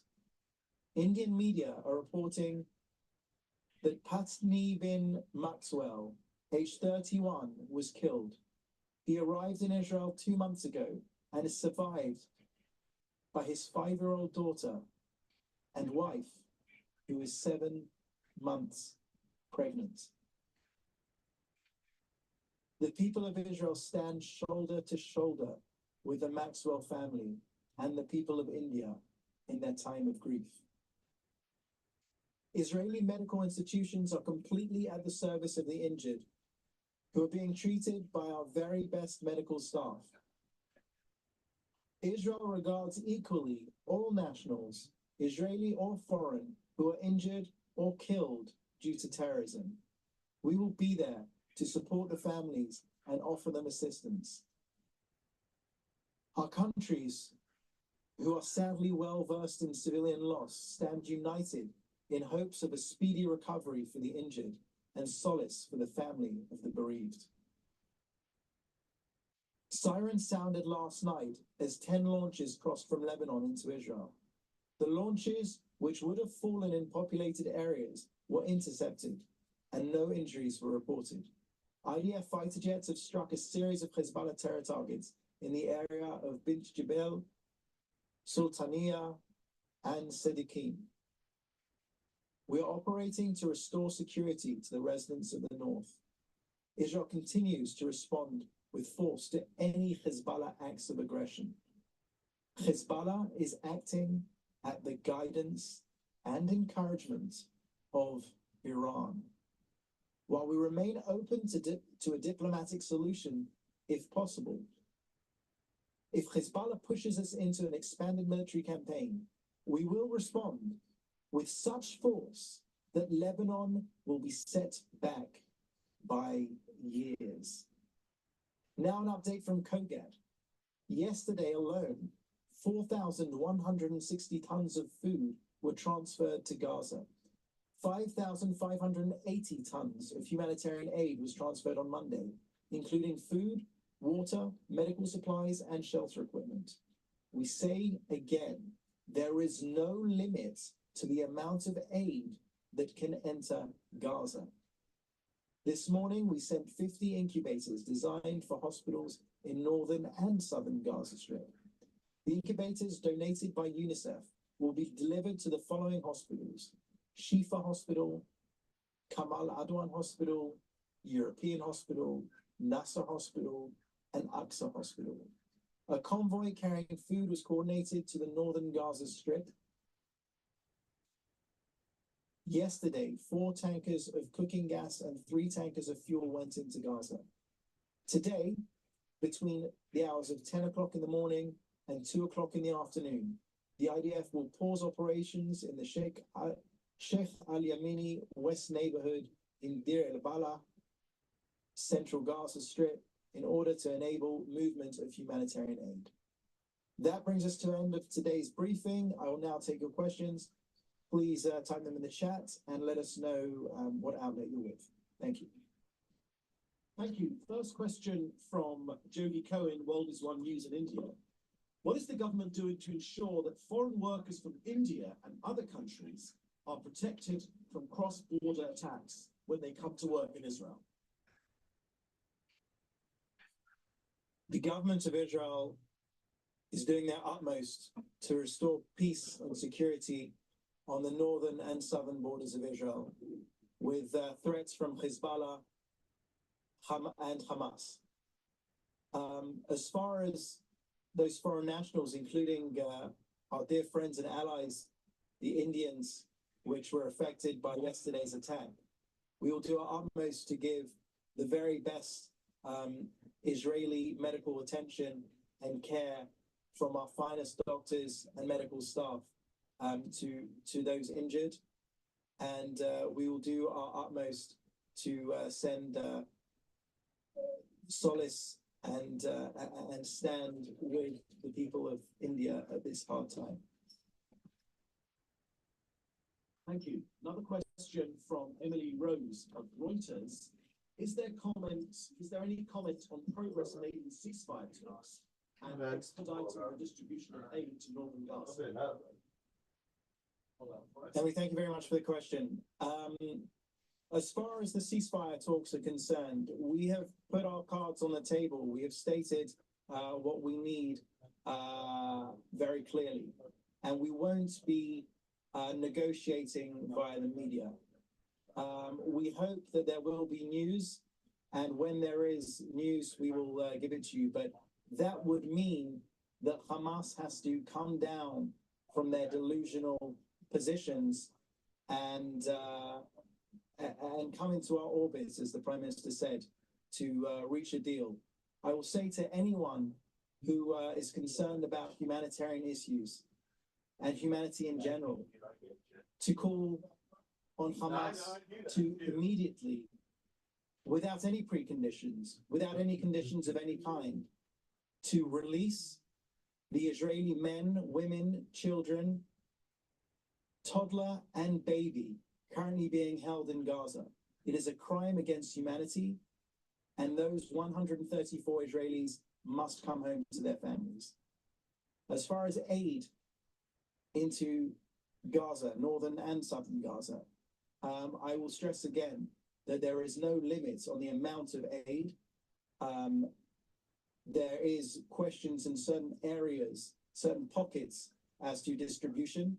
We've already spoken amply about UNRWA and the problems there. We are working on a day-to-day basis to ensure that aid gets to the civilians of Gaza who need it and is not stolen by Hamas and their enablers. Thank you. Question from Leo Soroka from the Washington Post. Turkish authorities have detained 7 people suspected of selling information to the Mossad, Israel's intelligence service, including a former Turkish public official. The state-run news agency reported Tuesday. Any comments? So I'm sorry, I have actually not seen those reports, so I don't have anything to add. Question from Jim Williams at Zenga International News Service, Washington, D.C. Are the food drops to Gaza by the US being coordinated with the Israeli government? Of course. I mean, anything being dropped into Gaza needs to be coordinated with the Israeli government, and is being coordinated with the Israeli government. Question from Joel Pollack at Breitbart News. Could you give us a sense of the proposal for a diplomatic solution to the problems on the northern border? Is the US proposing that Israel give up territory or move its own troops back from its international boundaries? So fair play for the question, Joel, but we won't be negotiating through the media on this either. What I can say is that Israel is open and would be happy to reach a diplomatic end to the ongoing violence that we're seeing on the northern border from the aggression of Hezbollah. But that would revolve around the UN resolution 1701. That would mean that they need to get back past the Litani River. These are not secrets. Everyone that is read up on the subject knows exactly where Hezbollah should be and shouldn't be. Now, if we can't reach, as I've said, if we can't reach a diplomatic understanding, then the military card is still very much ready to be played. And Hezbollah will regret having tried us. To quote the President of the United States at the beginning of the war, don't. Question from Alon Avital at NPR. Can you please comment on the reports saying the talks in Cairo have ended without any breakthrough or agreement? I don't have anything to add to those reports.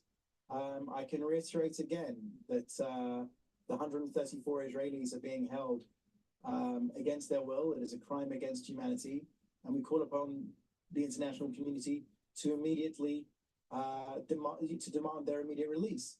Now, what I can tell you historically, what we've seen until now, having already ensured the safe return of 112 of our people from the clutches of Hamas, is that one thing that works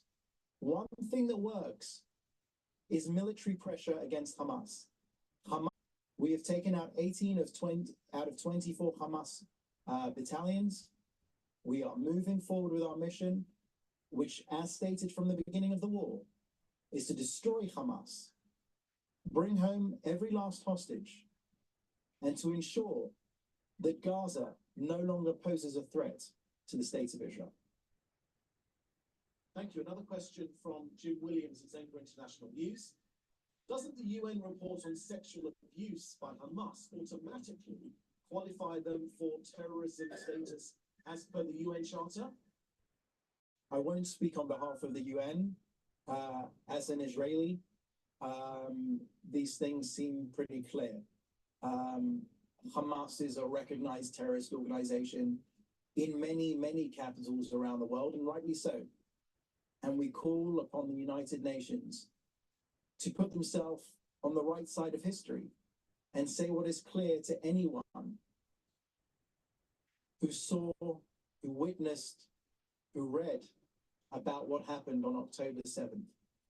Call it what it is. Hamas is a terror organization. Final question from Jean-Philippe Rubin at Breslov Israel Media Group. Do you think that the fact that this war is taking place in the Holy Land, or close to the Holy Land, has spiritual significance?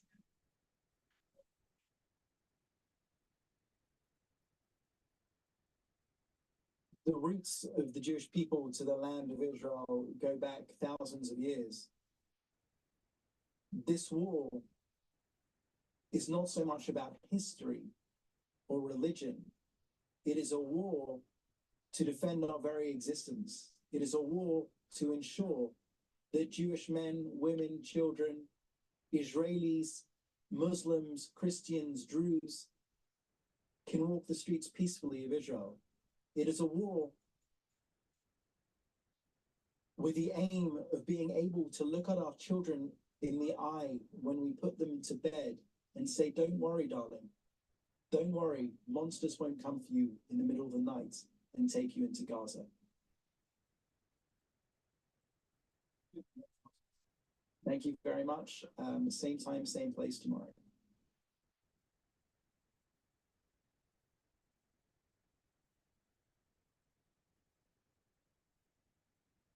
All right, so that was the update on the Israel government briefing that they do every day on the ongoing war in Gaza. We also want to take you out to this live look. This is from Miami Beach, Florida, and this is a live look right there as we are expecting Governor Ron DeSantis to talk about spring break in Florida. New travel booking data from AAA shows that Florida is topping the list of spring break destinations. However, after 3 consecutive years of spring break violence, Miami Beach officials are implementing month-long security measures aimed at curbing the chaos, including parking restrictions for non-residents and closing sidewalk cafes on busy weekends. In fact, the city has warned visitors to expect curfews, bag searches at the beach, early beach closures, DUI checkpoints, and arrests for drug possession and violence. As soon as Governor DeSantis takes to the podium, we, of course, will bring that to you live. We are going to take our first 2-minute break here on Live Now from Fox of the Hour. We will be right back. When inspiration strikes, love it. Now you can upload a pic from your camera roll. Within seconds, Amazon Lens will send you a list of similar styles to top brands.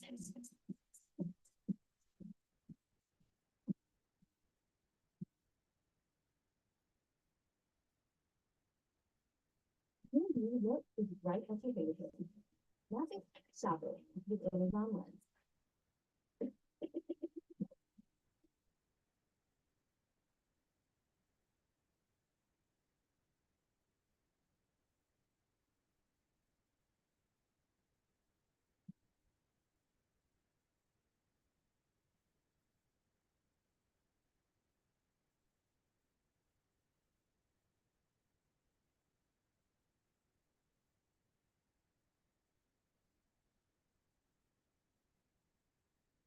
Introducing Amazon Pharmacy. Now you can get your meds delivered just like everything else. We make it easy to understand and compare prices and copays. Sign up for Amazon Pharmacy today. On it.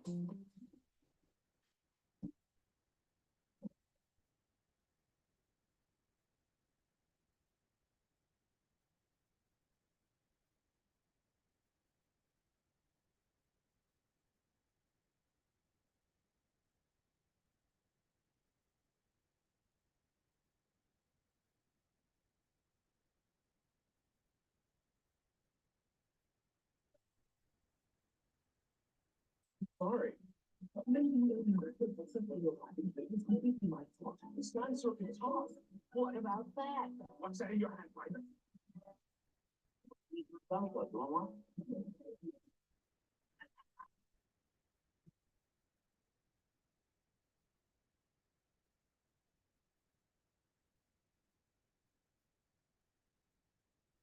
Welcome back to Live Now from Fox. Today, of course, is Super Tuesday when 15 states and one territory cast their ballots today. And we have cameras all around the United States at different polling locations.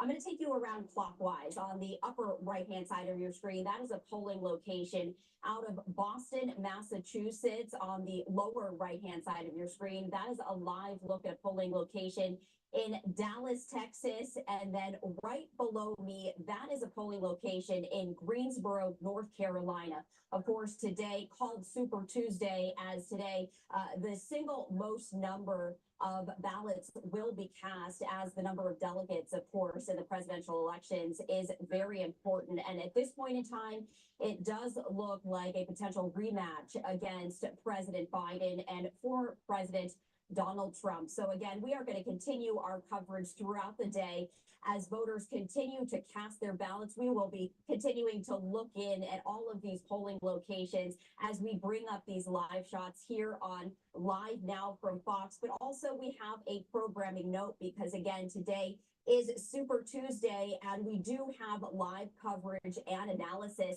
We do have special coverage today starting at 7 p.m. Eastern. So we invite you to join us as we break down all of the ballots being counted today on this Super Tuesday. Hundreds of delegates, again, are at stake, which is the largest number for either party on any single given day.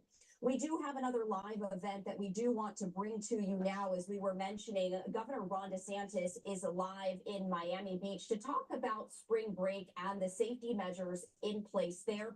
Let's take a listen in.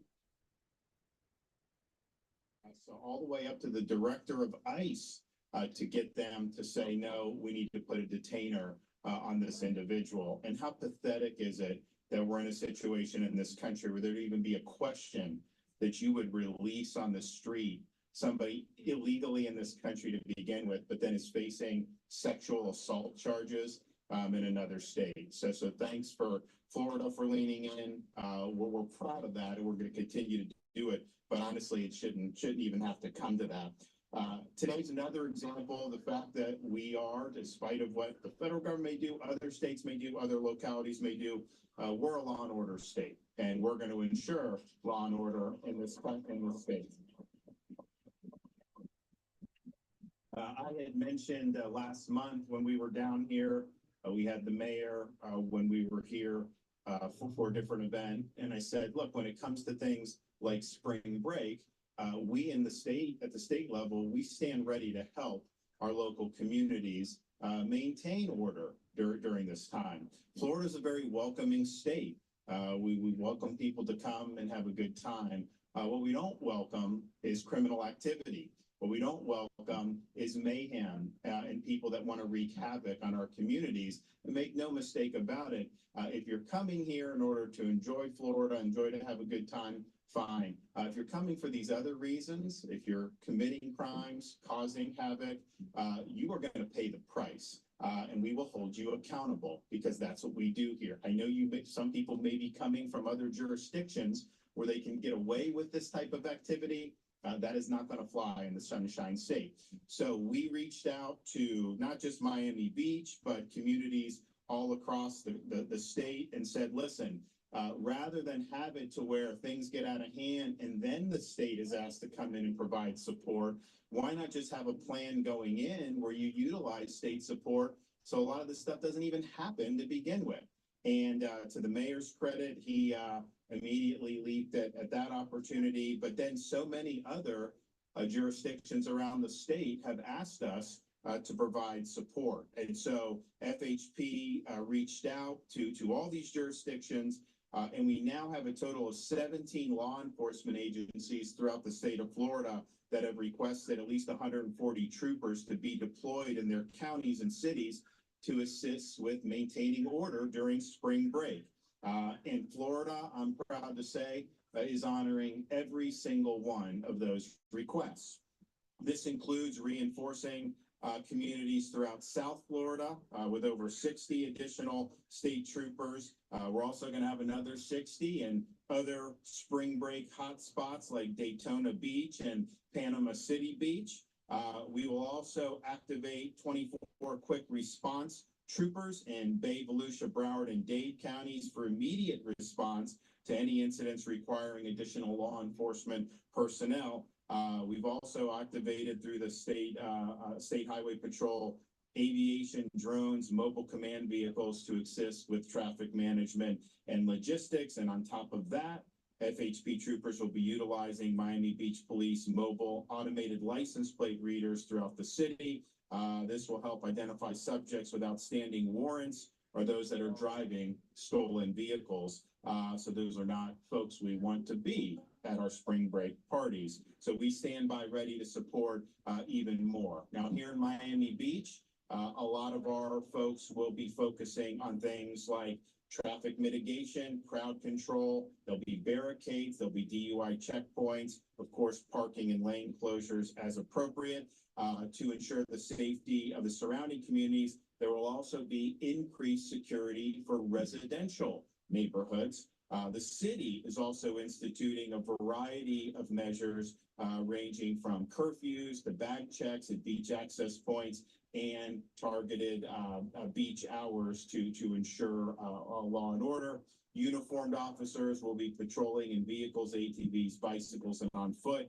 And Coast Guard, Florida Fish and Wildlife, and Miami Beach Police Department's Marine Patrol will increase enforcement along the city's waterways. And so I appreciate the local leaders that have stepped up and understood that ensuring public safety is really your first task when you're elected to be in office in a local community. I mean, that is where the rubber meets the road on law and order.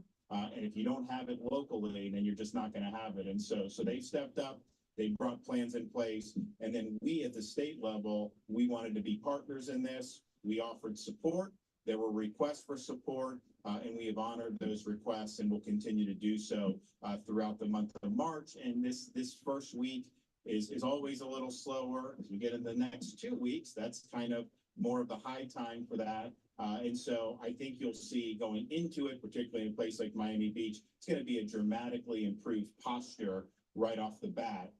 And I think the prospects for having these next few weeks go by smoother as a result has increased. And of course, the state stands by and is willing to help out with any additional resources that are at our disposal. So this is the state's got a lot going on. It's a fun place to be, especially if you're in some of these other jurisdictions. I can understand you come and you really have an opportunity to have fun, and we want to see people do that.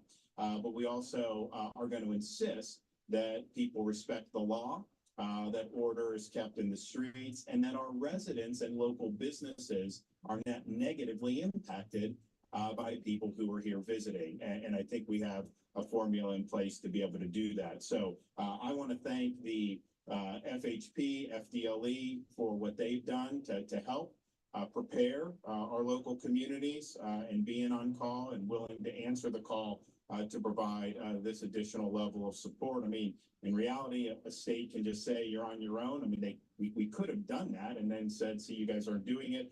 But that's just not, I think, the way that you engineer the best outcomes. So I thank the folks in state government who worked really hard and appreciate all the hard work that's been done in communities like Miami Beach and beyond. So with that said, we're going to hear from our Miami Beach mayor, Stephen Miner. Where you at? Come on up. Thank you, Governor DeSantis, and thank you for being here in Miami Beach. This is such a perfect sign. We don't come up with this in Miami Beach. This comes from the state of Florida. But if I had to pick, this is exactly what I would have put up here. So it's perfect. But we can never take it for granted, law and order. The voices that we hear around the country for defund the police, they're here too. The voices that we hear where prosecutors act more like public defenders, they're here too. And when we hear about bail reform that's been a disaster in other parts of the country, it was proposed here too. And I was actually the first one to publicly expose that. And we as a commission, I'll even give a shout out to Commissioner Alex Fernandez, who was also instrumental. The governor actually stepped in on that. We actually made sure that did not come to the state of Florida and certainly here in Miami-Dade County and Miami Beach. But we have to keep fighting.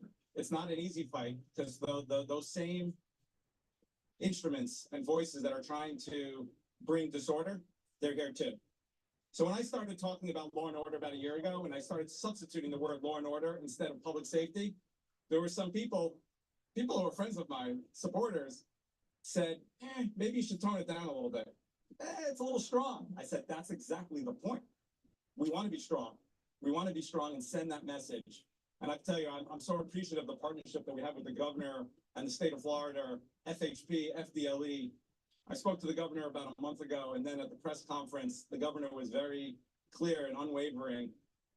You have our commitment. We're a partner. We're going to help you. Just ask. Whatever you need, just ask. And that message has been sent when I've spoken to Dave Kerner and I've spoken to anyone in law enforcement. We had multiple meetings, and we went out to Tallahassee last week to meet with everyone. And the message has been clear. And actually, not only have they met because they came up with a great plan, I actually asked for more. I said, it's great. Really appreciative of everything you're doing, but can we do a little more? This is a pivotal moment for our city, spring break. It's been a problem for the last several years. We've had shootings in a small area of our city and only a handful of weeks. And they came through.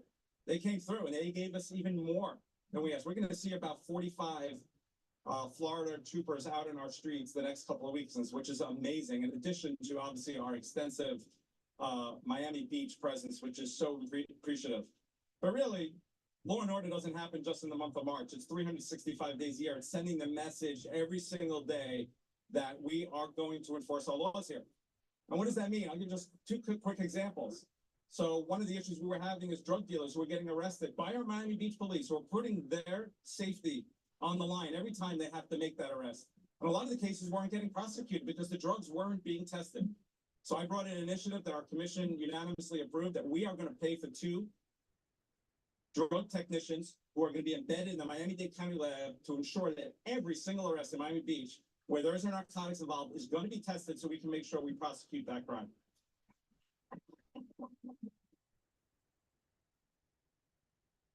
It's making sure that misdemeanor crimes, quality of life crimes are prosecuted.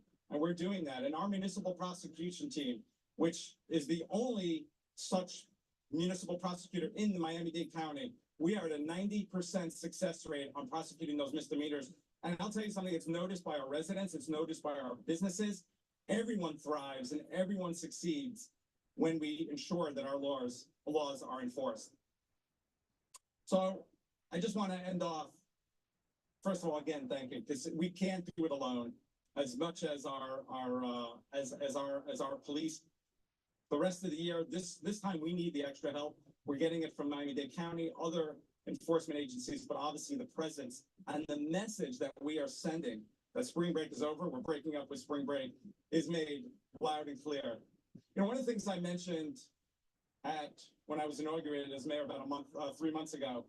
And it was an idea that I had some time ago, that I wanted to create a first of its kind position in the mayor's office, a public safety enforcement advisor, someone who literally, that is their job, that they're going to be focused and reporting directly to me, to be focused on these issues, whether it be from policing to prosecution to the judiciary.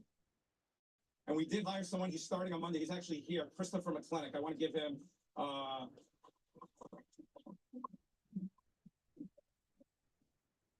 and we're looking forward to that.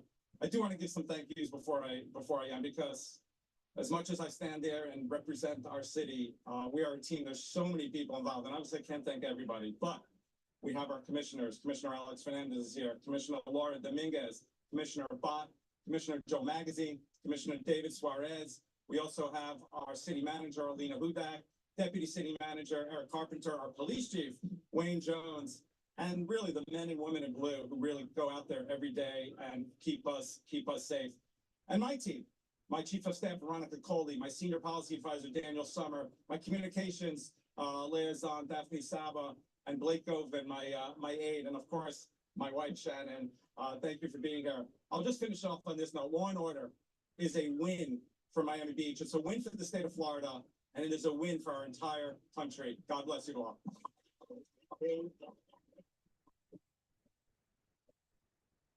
Well, we have the best governor, and apparently we have the best mayor here in Miami Beach, and it's awesome to work with you.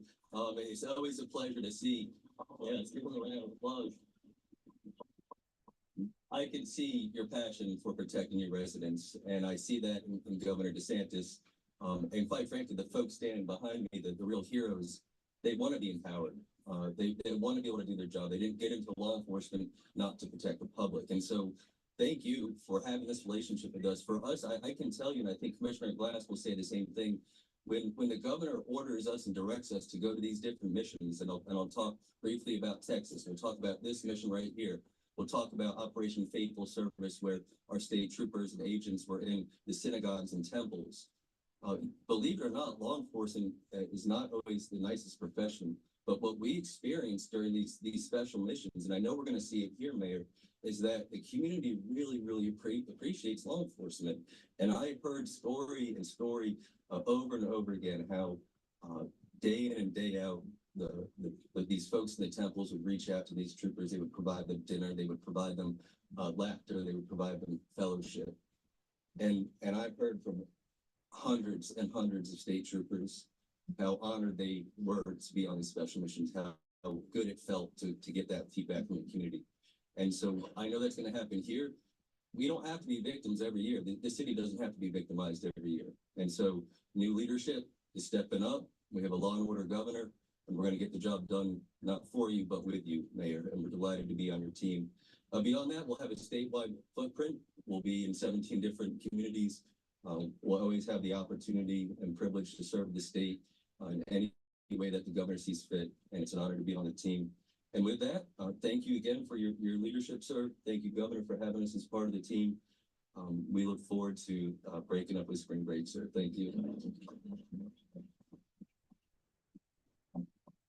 Thank you, Governor, and Governor DeSantis for making this a law and order state, and Mr. Mayor for a law and order city. So we are really appreciative of that. I'm FDLE Commissioner Mark Glass, and we're fortunate to live in such a beautiful place where our beaches are second to none. And it's our job to keep Florida beautiful. And we've been given the tools from our governor to make sure that we can enforce these rules and laws throughout our state to ensure that your city and your community stays beautiful. Executive Director Kerner stated that Operation Faithful Service, my son was part of that. He was a state trooper. He came down here, and I just want to say to the community down here, thank you so much. You made him feel at home. He enjoyed it, and he thought he was doing a lot of good for the community. So I want to say thank you. Thank you, Dave, for leadership, and Colonel, thank you for your leadership on that one. Our citizens and businesses and law-abiding visitors deserve no less than a safe and clean place to live and play. Our FDLE agents and analysts are working hard. Now, you've heard all the numbers with Florida State Troopers out there, and it's having that visibility, and they're there. They're second to none. But you see my agents up here. They won't always be in clothes like this. They're actually going to be dressed and looking just like you are out there in the community. And during these holiday areas through spring break, they will be out there paying attention and watching. They're also providing support to Miami Beach Police, and they're also making sure that we have the logistics and the other law enforcement capabilities come in at a moment's notice to make sure we can move our resources smartly and efficiently. Now, on a lot of that too, our FDLE analysts, which you don't see here, or do the lion's share of the work. They pay attention to every suspicious activity reporting that is sent up. Whether you utilize our school to use in Fortify, Florida, whether you do the See Something, Say Something campaign, which is, I'll do the plug here, 1-855 FLA SAFE. But we require, and we would love to have you just call 911. But if you feel like it doesn't meet that criteria and it's just something suspicious, go with the 855 FLA SAFE, and our analysts will look at that. We are looking at all the events that are going on throughout the state, and they're paying attention to that to make sure they get the chief all the information he needs to make sound decisions on movement of his forces in and around to make sure that you're protected. We can't do it alone, so we need your help on that one. So also, I just want to say, this is a very special state. We have a great governor who is also given me and Dave and the Colonel support to ensure that your safety is done and that we make sure that we're taking care of our people and our tourists. Thank you very much, Governor. We appreciate it.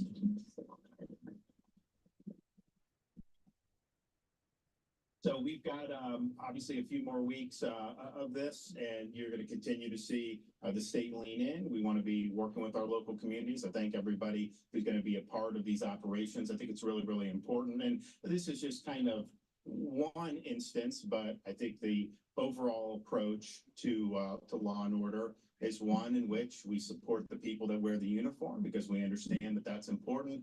We've done things. We have a program. It's going to get re-upped again. I anticipate that this week when the legislature finishes the budget to continue these $5,000 bonuses for people that we recruit into the state of Florida to serve at all levels of law enforcement. That's a far cry from what a lot of other jurisdictions have done, where they've really turned their back on the people that wear the uniform. We also have laws that are serious about holding people accountable. And the mayor mentioned when they were talking about doing the bail stuff down here. We leaned in because, and look, this is not rocket science. They have done that in other jurisdictions, and it has made these communities much less safe when you keep recycling and putting people back on the street to commit more crimes. So you can look to see a lot of the policies have been tried in other jurisdictions and they failed. So we're doing what works. We're doing what you need to do to be able to protect the public. So we're going to continue to do that. And I look forward to being able to continue working with the local folks all throughout our state on this important issue of maintaining law and order, particularly throughout the balance of the month of March. All right. Any questions? Yes.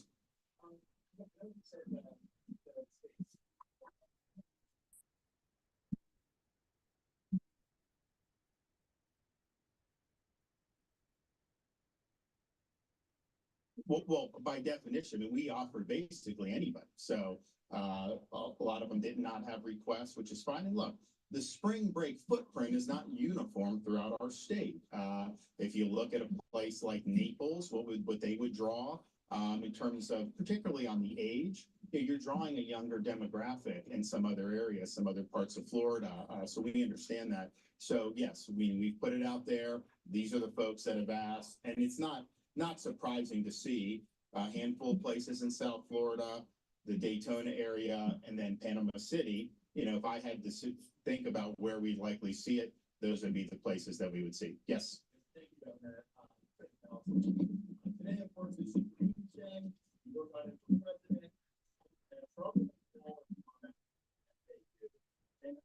1 in 7 Republicans will vote for Donald Trump in the general election. Know that he gave a reputation. And we also know people aren't looking for the rematch of the octogenarian, not and would you consider I was suspending your campaign and getting back in the ring. Been there, done that, got the t-shirt, my man. No, look, but I don't think 1 in 7 will vote. I don't think that's probably the crest. I think the overwhelming, percentage of Republicans would vote. Next, yes.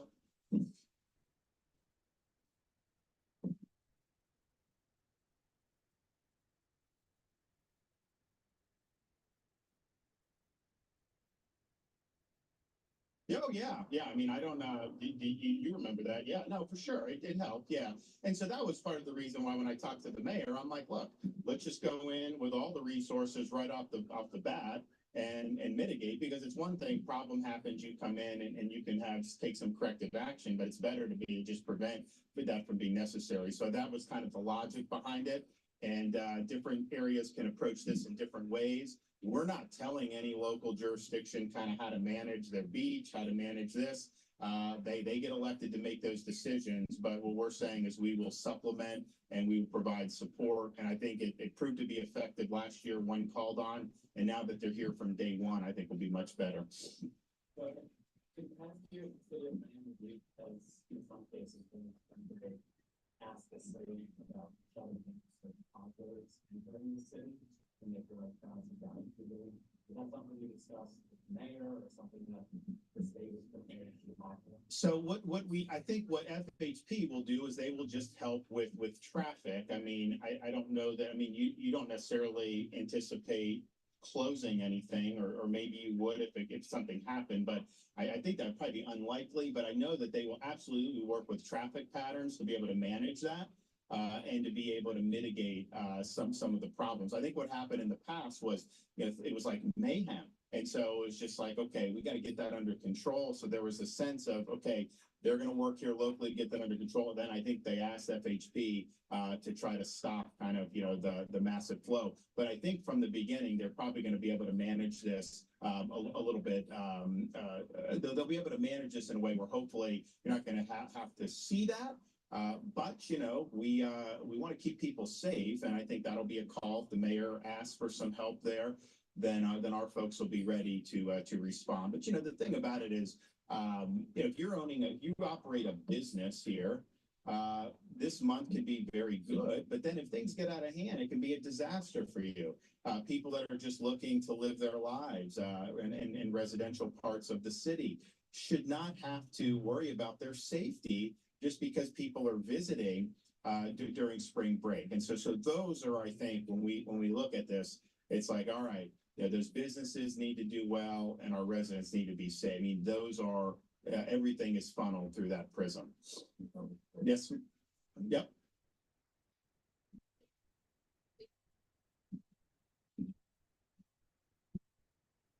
No. So it's 60, more than 60 throughout the South Florida. So you do have some in Fort Lauderdale. We do have some in Hollywood, where we're helping Hollywood PD, North Bay Village. Now, obviously, a North Bay Village is not going to require as many troopers as Miami Beach, but it's spread out amongst all those. The majority of that is Miami Beach.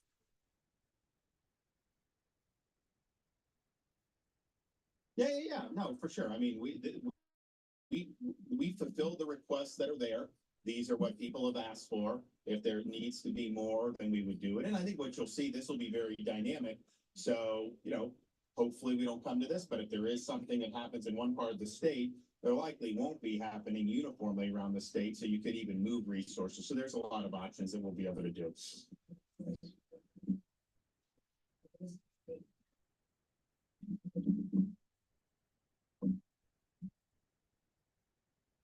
I mean, I think options are on the table. We'll see I don't anticipate that being necessary, but if it is, then there are certain things that you have certain tools at your disposal to be able to help facilitate public safety.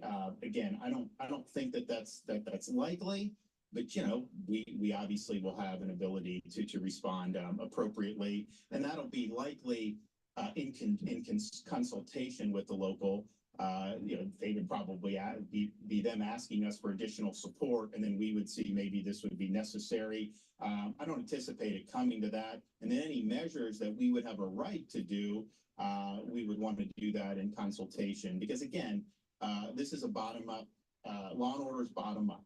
And, you start on the ground locally. These are the folks that are here every day. They know how to set the policies. It's not for me to come in and to dictate around every policy, but we do want to be helpful, and we want to make sure that people are kept safe. So if we have to do more to make sure that residents are safe and make sure businesses are doing well, then of course we have the ability to do that. But this is really unprecedented. I don't think we've ever seen the state come in this forward leaning going into a season like this. Of course, the mayor here has made this, I think, appropriately an important issue to take seriously. So all things considered, I think that we're as good as prepared as we've ever been throughout my time in the state of Florida.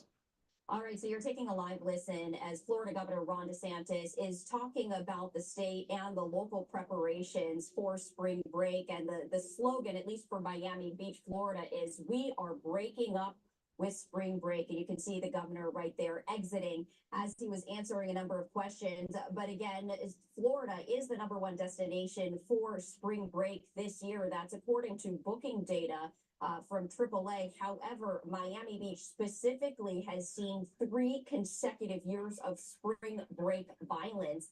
And to get ahead of a potential 4th consecutive year, officials are implementing month-long security measures to curb the chaos, including parking restrictions for non-residents, closing sidewalk cafes on busy weekends. The city also warning visitors to expect curfews, bag searches at the beach, early beach closures, DUI checkpoints, and arrests for drug possession and violence. And Governor DeSantis saying, of course, spring break this month is terrific for business if everything goes smoothly. If there is violence, there is chaos, that can actually have a detrimental effect to businesses. We are continuing to follow a number of other top stories, including Super Tuesday, because today is Super Tuesday. We are going to take a 2-minute break here on Live Now from Fox. I'm Stephanie Quinu. On the other end of the break, we're going to show you all of the live cameras that we have as we continue to follow Super Tuesday and all of the polling locations as voters are casting their ballots in 15 states and 1 territory. We'll be back in 2 minutes.